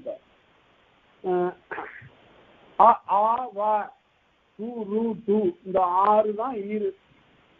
இந்த 6 ஈறு இங்க எப்படி வருகிறதுலாம் பார்த்துட்டோம். வாரா, வருவ, கேட்ப, மகிழ்வ, நல்ல, இனிய, இன்று, கட்டு என்று வருவன எல்லாம் அதே ஈறுகளை பெற்று அகிரிணை குறிப்பு வினைமுற்றுக்கள் வரும் அப்படின்னு காட்டினார். அதற்கு அடுத்தபடியாக இரவு வினை, உயர்தனை வினை சொல்லியாச்சு, அகிரிணை வினை சொல்லியாச்சு. இரவு வினைன்னா என்ன? மறுபடியும் ஒரு விளக்கம் சொல்லித்தான் ஆகும், மறந்துருக்கும். ஒரு கால் உயர்தனை உணர்த்தியும் ஒரு கால் அகிரிணை உணர்த்தியும் வருவன இரவு வினை. ஒரு சமயத்துல உயர்தனையா இருக்கும், ஒரு சமயத்துல அகிரிணையா இருக்கும். அது எடுத்துக்காட்டு நான் அடிக்கடி எடுத்துக்காட்டுகிற காட்டு இது என்றால், லட்சுமி உன்னுடைய புகுந்த வீட்டிற்கு போனாள் அப்படின்னா உயர்தரை. லட்சுமி புகுந்த வீட்டிற்கு போனாள், உயர்தனை. லட்சுமி நன்றாக பால் கறக்கிறாள், கொடுக்கிறாள், நன்றாக பால் கொடுக்கிறாள் அப்படின்னு சொன்னா அகிரணை. இதுக்கு பேர் தாங்க விரவு பெயரா. இங்கே லட்சுமிங்கிறது விரவு பெயர். இது வினையில வருகிற போது எப்படி வருகிறதுன்னு சொல்ல போறாரு இந்த விரவு வினைங்கிற பகுதியில. முன்னிலை, அந்த இடத்துல ஒரு பட்டியலே இருக்கு. முன்னிலை, வியங்கோள், வினையெஞ்சு கிளவி. வினையெஞ்சு கிளவினா வினை எச்சம். இன்னை செப்பல், வேறன் கிளவி. இன்னை செப்பல்னா இல்லை என்று சொல்லுவது, வேறு என்ற சொல். செய்மன, செய்யும், செய்த என்னும் அம்முறை நின்ற ஆயன் கிளவி. இந்த 8 சொல்லும். 8 சொல் என்னென்னு பாருங்க. முன்னிலை சொல், இயங்கோல் சொல், இணையற்ற சொல், இன்னை செப்பும் சொல், வேறு என்னும் சொல், அப்புறம் அவற்றோடு இந்த 3 செய்மன, செய்யும், செய்த. இந்த 8ம் பிரிவு வேறுபடுவும் செய்தியவாகி இருதிணை சொற்கும் ஓரம்னா உரிமைய. ஒரு கால் உயர்திணைக்கும் ஒரு கால் அகிரிணைக்கும் மாறுபட்டு வரும். அதுல ஒவ்வொன்றா சொல்ல போறாரு. இப்ப அதுல அவற்றுள் முன்னிலை கிளவி, அவற்றுள் முன்னிலை சொல் என்பது எப்படி வரும்? ஈ ஐ ஆயன வரும் 3ம் ஒப்பத்தோன்றும் ஒருவர்க்கும் ஒன்றற்கும். ஒருவர்க்கும்ங்கிறதுக்கு பாருங்க, ஒருவர்க்கும்னு போட்டிருக்கிற. அதுக்கு என்ன பொருள்னா ஒருவனுக்கும் ஒருத்திக்கும் பொருள். சேனாவரையர் அப்படி எழுதுறாரு. இந்த ஒருவர்க்கும்ங்கிறது ஒருவனுக்கும் ஒருத்திக்கும் என்பதனை குறிக்கிறதுன்னு எழுதுறாரு. அவற்றுள் முன்னிலை கிளவி, அதாவது சினிமா பாட்டுல கூட இலக்கியம் இருக்கு, திரைப்பட பாட்டுல கூட நாம் இருவரல்ல ஒருவர்னு சொன்னோம். அதாவது கணவன் மனைவியுமாக திருமணம் செய்து கொண்ட பிறகு நாம் இப்போது இருவரல்ல ஒருவர். நல்ல இலக்கணப்படி சொல்லியிருந்தா எப்படி சொல்லியிருக்கணும்? இருவரல்ல நாம் ஒருவர்னு சொல்லியிருக்கணும். சரி, அதெல்லாம் அவ்வளவு பார்க்க வேண்டியதில்லை. நாம் இருவரல்ல ஒருவர்.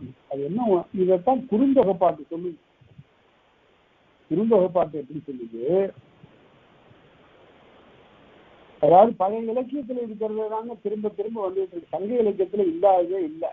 நான் ராமாயண பாட்டு சொன்னேன்ல, அண்ணலும் நோக்கினான் அவளும் நோக்கினாள்னு ஒரு பாட்டு. அதே போல ராமன் சொல்லுகிறான், இந்த மனசுக்குள்ளார நினைக்கிறான், யாரோ இவர் யாரோ என்ன பேரோ, அந்த நாளில் வந்த சொந்தம் போலவே இங்கே வந்து நின்று இப்படி கன்னிமாடத்திலே நின்று கார்வுலாவும் சீர்வுலாவும் கன்னிமாடம் தண்ணி வந்து நின்று என்னை நோக்கும் இவர் யாரோ என்ன பேரோ அப்படின்னு சொல்றான். இந்த பாட்டு பாருங்க, இந்த அப்படியே குறுந்தொகையில தலைவன் சொல்றானா பாங்கன்ட்ட, எழுவ சிறார் ஏமுரு நண்ப புலவர் தோழ கேளாயத்தை. பாட்டு எவ்வளவு பெரிய செல்வம் இந்த பாட்டு. இந்த பாட்டு புலவன் யாரு தெரியுமில்ல? கோப்பெருஞ்சோழன் பாடி இருக்கிறான் இந்த பாட்டை. என்ன சொல்லுகிறான்? எழுவ சிறார் ஏமுரு நண்ப, என்னுடைய அருமையான தோழனே, அருமை தோழனே, நண்பனே. சிறார் ஏமுரு நண்ப, எப்பவுமே இளைஞர்களிடம் ரொம்ப அன்பாக இருப்பார்கள், நீ அவர்களிடம் அன்பாக இருப்பாய். ஆகவே உங்ககிட்ட இதை சொல்றேன். என்ன சொல்றான் அப்படின்னு கேட்டா, எழுவ சிறார் ஏமுரு நண்ப புலவர்களோட கேளாயத்தை மாக்கடல் நடுவன் இன்னார் பக்கத்து பசுவந்திங்கள் தோன்றியாந்து கதிர்பயல் விளங்கும் சிறுநுகள் புதுக்கோள் யானையும் பிடித்தற்றால் என்னே. அவ்வளவுதான் பாட்டு. என்னென்ன பெரிய கடல், கருப்பு கடல். இந்த கருப்பு கடலுக்கு மேல நிலவு எழுந்திருக்கிறது. எப்படி இருக்குன்னா, அழகான பளபளன்னு ஒரு நெற்றி. அந்த நெற்றியை எடுத்து கடல் போல கூந்தல் அப்படி இருக்கிறது. மாக்கடல் நடுவன் எந்நாள் பக்கத்து 8ஆம் நாள் தந்திரன், 8ஆம் நாள் நிலவு மாதிரி இருக்கு. அது அருமையான நெற்றி, அதுக்கு பக்கத்துல கூந்தல். அது என்னை பிடித்தது, என்ன இழுத்து மாட்டிடுச்சு. எது மாதிரி? புதுக்கோள் யானையின் பிடித்தத்தால். யானையை பிடிக்கலாம்ல, இழுத்து மாற்றலாம். அது மாதிரி யானை பிடிபட்டது போல, புதுக்கோள் யானை, புதிதாக பிடிக்கப்பட்ட யானை போல. என்ன அப்படின்னா என்ன பொருள்னு கேட்டு, இதுவரை இதுக்கு முன்னாடி நான் யார்கிட்டையும் மயங்கலைங்கிறான். புதுக்கோள் யானை, புதுசா பிடிபட்ட யானைன்னா இந்த அனுபவமே எனக்கு கிடையாதுப்பா, இதுதான் முதல் தடவை பார்த்தேன். என்னை பிடித்தது. எது பிடித்தது என்றால் யாரோ ஒரு பெண் பிடித்தாள்னு சொல்லலை. மார்க்கடனுடன் இந்நாட்பக்கத்து பசுவன் திங்கள் தோன்றியாங்கு கதிர்பயல் வழங்கும் சிறு முதல் ஒரு சிறிய நெற்றி என்னை பிடித்தது. அந்த நெற்றியில என்ன இருந்தது? அதுல 2 வில்லு இருந்தது. அதுல 2 வில்லு இருந்தாலும் கூட அதுக்கு கீழே இருந்து கணைகள் ஓயாமல் பார்வை கணைகள் வந்து தாக்கின. அதனால என்னால முடியல. ஏன் உங்ககிட்ட சொல்றேன்னா அதுதான் சங்க இலக்கியம். நான் முதல்ல பார்த்துட்டேன் பாவல. அதுக்கு பேரு இயற்கை புணர்ச்சி. எதேச்சியா முன்ன பின்னெல்லாம் ஏற்பாடெல்லாம் செய்யாம திடீரென்று ஒரு இடத்துல ஒரு தலைவன் தலைவியை பார்த்தான். அதுக்கு பேர் இயற்கை புணர்ச்சி. அல்லது தெய்வமே கூட்டியதாக கருதினால் தெய்வ புணர்ச்சி. அந்த இயற்கை புணர்ச்சி அப்புறம் தெய்வ புணர்ச்சி என்று ஒண்ணுதான். அதை பார்த்த பிறகு இனிமே மறுபடியும் இவன் தேடிட்டு போனான்னா அது காதல் இல்லை, ஞானம் இல்லை. இந்த காலத்துல நடக்கிற இது இப்ப இதெல்லாம் அந்த காலத்துல அதோட ஒப்பிடவே கூடாது. அவன் சொல்றான் பாருங்க, ஆட்டம்பா அவளை எனக்கு பிடிச்சிருக்கிறது என்று வந்து எதுக்கு சொல்றான்னு கேட்டா, இனிமே நான் போய் பார்க்க மாட்டேன், நானாக பார்க்க மாட்டேன். ஏனென்றால் எனக்கு ஒரு ஒழுங்கு இருக்கிறது, என்னிடத்து ஒரு கட்டுப்பாடு இருக்கிறது. ஆகவே நான் தேடிட்டு போக மாட்டேன். கண்டிப்பா அவளும் தேடிட்டு வரமாட்டான். இப்ப என்ன செய்யணும்? எதுக்காக ஓன்ட்ட சொல்றேன்? இயற்கை புணர்ச்சி ஆயிற்று. இனிமேல் பாங்கனுடைய துணையோடு நடக்கக்கூடிய இடந்தலைப்பாடு வர வேண்டும். அதுக்காக தான் சொல்றான். அதெல்லாம் விளக்கி எழுதணும். உரையில எழுதும்போது எழுதணும்.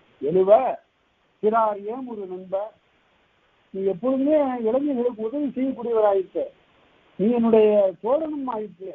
அதனால நீ என்ன செய்யணும்? நீதான் அவளை பற்றி அறிந்து அவளும் நானும் சந்திப்பதற்குரிய ஏற்பாட்டை செய்ய வேண்டும் என்று கேட்கிறான். அதெல்லாம் வார்த்தை சொல்லுல வரல, அதெல்லாம் உள்ளார பொருள்ல இருக்கிறது. எழுவ சிறாரியே ஒரு நண்ப புலவர் தோழ. அறிவுடையவனுக்கெல்லாம் நீ தோழ. நானும் ஒரு புலவன் தோப்பருஞ்சோழன்ல பாடுறான், அருமையாக பாடுறான். எழுவ சிறாரியே ஒரு நண்ப புலவர் தோழ கேளாயத்தை மாக்கடல் நடுவன் என்ன பக்கத்து பசுவன் திங்கள் தோன்றியாங்கு கதிப்பயல் விளங்கும் திருமுதல் புதுக்கோ யானையை செழித்தால் என்னே. இவ்வாறு ஒரு செய்தியை சொல்றான். பாட்டுல சொல்லப்பட்ட செய்தியை விட சொல்லப்படாத செய்தி அதிகமா இருக்கும். அதுதான் சங்க இலக்கியம். இப்பெல்லாம் எல்லாத்தையும் சொல்லிடுவான். அது கவிதையினுடைய தன்மையை குறைஞ்சு போடும். அதனால பாட்டுல சொல்லப்பட்ட செய்தியை விட சொல்லப்படாத செய்தி மிகுதியாக இருக்கும். அது சங்க இலக்கியத்தினுடைய நுட்பம், அதான் அகப்பாட்டினுடைய நுட்பம். அதனால அப்படி பார்த்தோம். சரி இருங்க. அதனால இவையெல்லாம் விரவு வினையில முன்னிலை ஈஐ ஆயன வரும். ஒருவருக்கும் ஒரு சிக்கு. இருவரல்ல ஒருவர்னு திரைப்பட பாட்டை பாடினது எங்க இருந்து வந்ததுன்னு கேட்டா, சிறிதறியாகிய தண்டாக்காமோட உடன் உயிர் போகுவதில்லை. உடன் உயிர்னு ஒரு சொல்ல போட்டான் பாருங்க. எனக்கும் அவளுக்கும் இருக்கக்கூடிய ஒரு உயிர், அது 2ஆ பிறந்திருக்கு. மறுபடியும் ஒன்றும் இந்த வாழ்க்கையின் வழியாக நானும் அவளுமாகிய ஓர் உயிர் மறுபடியும் இந்த உலகத்தில் வாழ்ந்து கடமைகளெல்லாம் செய்து நாங்கள் போவோம். அதனால பிறவிதோறும் இந்த ஒரே உயிர் தான் 2ஆக பிரிந்து வருகிறது, இணைகிறது என்று பேசணும். அதுதான் இங்கேயும் சேனாவரையர் எழுதுகிற போது ஒருவருக்கும் என்பதற்கு ஒருவனுக்கும் ஒருத்திக்கும் எழுதினார். சரி, இப்ப ஈஐ ஆ என்ற 3ம் முன்னிலை கிளவிக்கு வரும். இரவு வினையில ஈ உரைத்தி, இப்படி உரைத்திங்கிறத எடுத்துக்காட்டு காட்டிட்டா நீங்க பாட்டுக்கு படிச்சுட்டு சரியா இருக்குன்னு போடக்கூடாது. ஈ வந்துருச்சு உரைத்தின்னு. முன்னிலை இரவு வினையாக வருகிறதான்னு பாருங்க. இரவு வினைன்னா உயர்திணைக்கும் வரணும், அகிரிணைக்கும் வரணும். அனுமனை பார்த்து ராமன் கேட்கிறான்னு உரைத்தி அப்படின்னா சரி. அகிரிணைக்கு எப்படி வரும் அப்படின்னா வரும் அப்படின்னு. கிளியே, நீ சென்று என்னுடைய காதலை அந்த தலைவியிடம் முறைத்தி அப்படின்னா அகிரிணைக்கு வந்து விட்டார். அதனால அகிரிணைக்கும் உயர்தனைக்கும் வரணும். சில சமயத்தில் இப்பெல்லாம் பெயர் வைக்கிறாங்க பாருங்க, இடைக்காலத்துல கூட அப்படிதான் பெயர் வச்சாங்க. ஆண்பால் பெண்பால்ங்கிறது பெயர்ல தெரியணும். தேப்போமி எழுதும்போது தேப்போ மீனாட்சி சுந்தரம்னு எழுதுவார். ஏன்னா அப்படி எழுதினாதான் ஆண்பால். சுந்தரம்னு எழுத மாட்டார். சுந்தரம்னு எழுதுனா பிழைந்தார். சுந்தரன் எழுதணும். பாவேந்திர பாரதிதாசன் எழுதுகிற போது கவிதையில சுந்தரன் ஒரு நாள் வந்தான்னு எழுதுவார். அதனால அந்தந்த ஈறு வரணும். பாலசுத்திரமணியன்னு எழுதணும், மணியன்னு எழுதக்கூடாது. அதுபோல இந்த ஈறு தெரிய வேண்டும். ஆண்பால் பெண்பால்கள். உரைச்சி என்பது ஆணுக்கும் பெண்ணுக்கும் வருவதனால, உயர்தனைக்கும் அகிரணைக்கும் வருவதனால இது விரவு வினை. அடுத்தது ஐ உண்பை என்றால், நண்பனே என் வீட்டில் இன்று நீ விருந்து உண்பை அப்படின்னா சாப்பிடுவாய். இது உயர்தனைக்கு. அகிரணைக்கு வருகிற போது குதிரையே நீ கொள்ளை நன்கு உண்பை, இந்த கொள்ளு என்ற அந்த தானியத்தை நன்றாக உண்பாய் என்று வருவது. அதே போல ஆய் என்பது அப்படித்தான் வரும். உண்பாய் என்பது உயர்தனைக்கு வரும், அகிரணைக்கும் வரும். அதுக்கு பேர் தான் விரவு வினை. அதே போல உரைத்தி, உண்டி, தின்றி என்றெல்லாம் வரும். அதாவது இந்த இடத்துல பின்னாடி பொருளதிகாரத்தில் படிக்க போறோம். அகிரிணை மருங்கினும் அறையப்படும். இந்த காதலை பத்தி பேசுகிற போது தலைவி யார்கிட்ட போய் சொல்லுவா? நான் முந்தைய சொன்ன தலைவிக்கு கூற்று இந்த அகத்தணைகள் ரொம்ப அருமையா சொல்றான். காணலும் கடராது கழியும் கூறாது நறுமலர் தேனிமிர் நறுமலர் புன்னையும் மொழியாது சொல்ல வேண்டுமால் அளவ. மக்கின பாட்டு, திட்டிக்கிற பாட்டு. என்ன சொல்லுறான்னா, ஒரு தலைவி சொல்றா, காணலும் இந்த கடற்கரையும் என்னுடைய காதலை போய் சொல்லாது, காணலும் கடராது கழியும் கூறாது, இந்த உப்பங்கழியும் சொல்லாது, காணலும் கடராது கழியும் கூறாது தேனிலும் நறுமலர் புன்னையும் மொழியார், இந்த தேனுடைய மலர்களை கொண்ட புன்ன மரம் சொல்லுமா என்னுடைய காதலை, அதுவும் சொல்லாது. அதனால நண்டே நீ போய் சொல்லு அப்படிங்கிறான். நண்டு போய் சொல்லுமா? தொல்காப்பியன் இலக்கணம் சொன்னான், இவ்வாறு காதல் நீ கூர்ந்த நிலையில் ஆணோ பெண்ணோ அகிரிணை மருங்கினும் அறையப்படுமே. அகிரிணை உயிர்களிடத்து பேசுவார்கள். அப்போ செந்தலை தூது விடுவார்கள், வண்டை தூது போக்குவார்கள். எல்லாம் போக்கலாம். உலகத்துல வேறு எங்கேயும் தூதாக அன்னத்தை தூது விட்டவன் இருக்கிறான், மயிலை தூது விட்டவன் இருக்கிறான், மானை தூது விட்டவன் இருக்கிறான், கிளியை தூது விட்டவன் இருக்கிறான். ஆனால் யாரும் தாம் பேசுகின்ற தாய்மொழியை தூதாக விடுத்த நிலை தமிழை தவிர எங்கே இல்லை. தமிழ் விடு தூது அப்படின்னு ஒரு தூது இருக்கு, படிச்சு பாருங்க. தூது நூல்களே சிறந்த நூல் தமிழ் விடு தூது. மதுரை சொக்கநாதன் தமிழ் விடு தூது. சொக்கநாதன் என்ற தலைவனை நோக்கி ஒரு தலைவி தமிழை தூதாக அனுப்புகிறார்.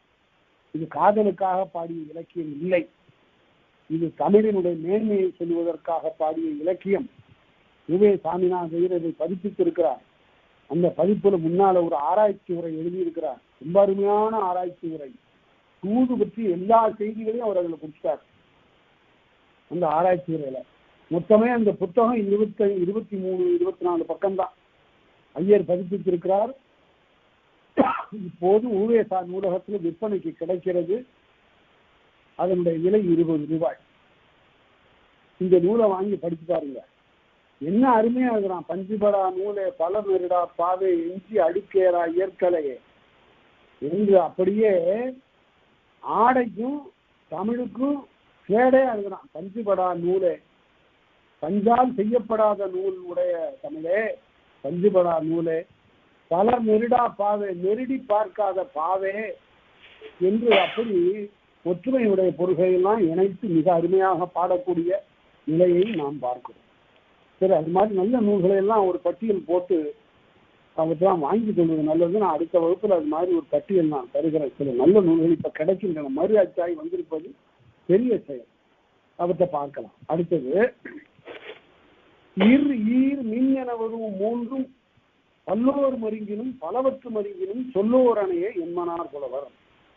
அதே போல இர் ஈர் மின் என்று வரக்கூடிய இந்த மூன்றும் பல்லோர் மருங்கினும் பலர்பாலுக்கும் பலவற்று மருங்கினும் பலவின்பாலுக்கும் விரவு வினையாக வரும்.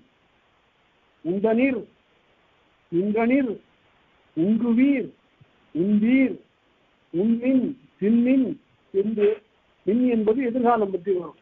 சின்னுங்கள் சின்னுங்கள் என்று வரும் என்று சொன்னார். அதனால இதுவரையில நாம பார்த்தது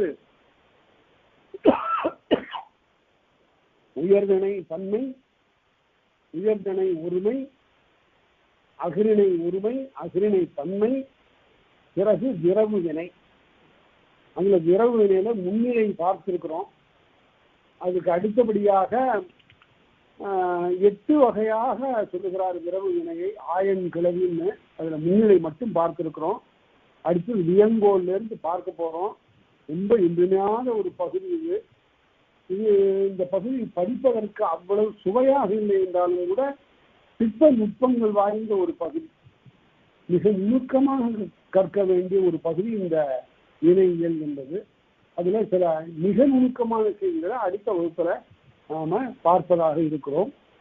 சில பேர் ஐயங்கள்லாம் எழுதியிருந்தார்கள். அவற்றுக்கெல்லாம் நான் உடனே இயன்ற காலத்துல எப்போ ஓய்வு கிடைக்குதோ, ஓய்வே கிடையாது, இடையில அவ்வப்போது சில வினைகளுக்கு நடுவில் நேர இடுக்குகள்ல அவற்றுக்கெல்லாம் விடை தெரிவித்திருக்கிறேன். அதே போல நீங்க யாருக்காவது ஐயம் இருந்தால் எழுதுங்கள். இப்ப கூட 2 வினாக்களை பார்த்தேன். அவற்றுக்கெல்லாம் விடை நாளை அனுப்பிவிடுவேன். அதே போல உங்களுடைய வினாக்களை நீங்கள் எனக்கு அனுப்புவதில் எந்த விதமான தயக்கமும் காட்ட வேண்டாம். நம்முடைய அன்பு சகோதரி வைவேகம்யா இருக்கிறாங்க. அவங்க இந்த இலக்கண வகுப்பு தொல்காப்பிய வகுப்புல அளவு கடந்த ஒரு ஆர்வம் செலுத்துவது எதற்காகன்னா, அவங்களுக்கு தெரிஞ்சிருக்கிறது. அவங்க அகராதி ஒன்று தொகுத்திருக்கிறார்கள். அதில் இலக்கணத்தை பற்றி எல்லாம் எழுதியிருக்கிறார்கள்.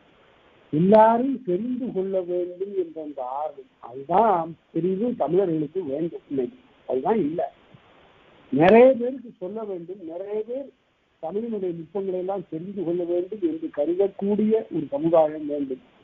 நீங்க சொன்னீங்க, நீங்கள் இப்போது கற்றுக் கொண்டீர்கள். ஆனால் அதற்கு பிறகு நீங்கள் பலருக்கு சொல்ல வேண்டும். மகாவித்வான் மீனாட்சி சுந்தரம்பிள்ள போய் தண்டி அலங்காரத்தை எனக்கு பாடமாக சொல்லிக் கொடுங்கள் என்று கேட்ட போது அவ்வளோ எளிதா சொல்லிக் கொடுத்துட முடியுமா? ஐயா, நான் எவ்வளோ கடினப்பட்டு பாடம் படிச்சிருக்கேன், அதெல்லாம் உனக்கு எளிதா உட்கார வச்சு சொல்லிக் கொடுத்துட்டு போடுவான்னு நினைச்சியா? அப்படியெல்லாம் சொல்லிக் கொடுக்க மாட்டேயா அப்படிங்கிறார் ஒரு ஆள். கடைசியில் யார்கிட்ட படிக்கிறது? ஊர்ல விசாரிச்சு பார்க்குறாரு. இந்த ஊர்ல தண்டி அலங்காரம் யாருங்களா நல்லா பாடம் சொல்லக்கூடியவங்க யாராவது இருக்காங்களா?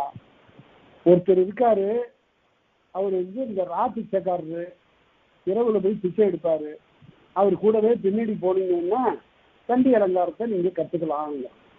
உடனே அவர் கூடவே போறாரு. பிச்சைக்காரருன்னு பொருட்படுத்தாம தண்டி அலங்காரம் தெரிஞ்சவராச்ச போகும்போது அவர் அவரை எளிதா பாடம் சொல்லி கொடுக்கல. அவருக்கு கஞ்சான்னா பிடிக்கும்னு கஞ்சா வாங்கி கொண்டு போய் அவருக்கு கொடுத்து திண்ணையில உட்கார வச்சு தண்டி அலங்காரத்தை சொல்லுங்கன்னு சொல்லி அந்த தண்டி அலங்காரத்தை பூரா முழுக்க பாடம் கேட்டுக் கொடுக்கிறார் மகாவித்வான் மீனாட்சி சுந்தரம்பிள்ள. அது இப்ப பாடம் சொல்லக்கூடியவர்களே அருகி போய்விட்ட காலமாக போயிருக்கு. தெரிந்ததை சொல்லுவதற்கு மனம் இல்லை. எல்லாரும் அறிந்து கொள்ள வேண்டும் என்று அவர் நினைச்சாரு பாருங்க. நல்ல எடுத்துக்காட்டாதுதான் ராமானுஜர்.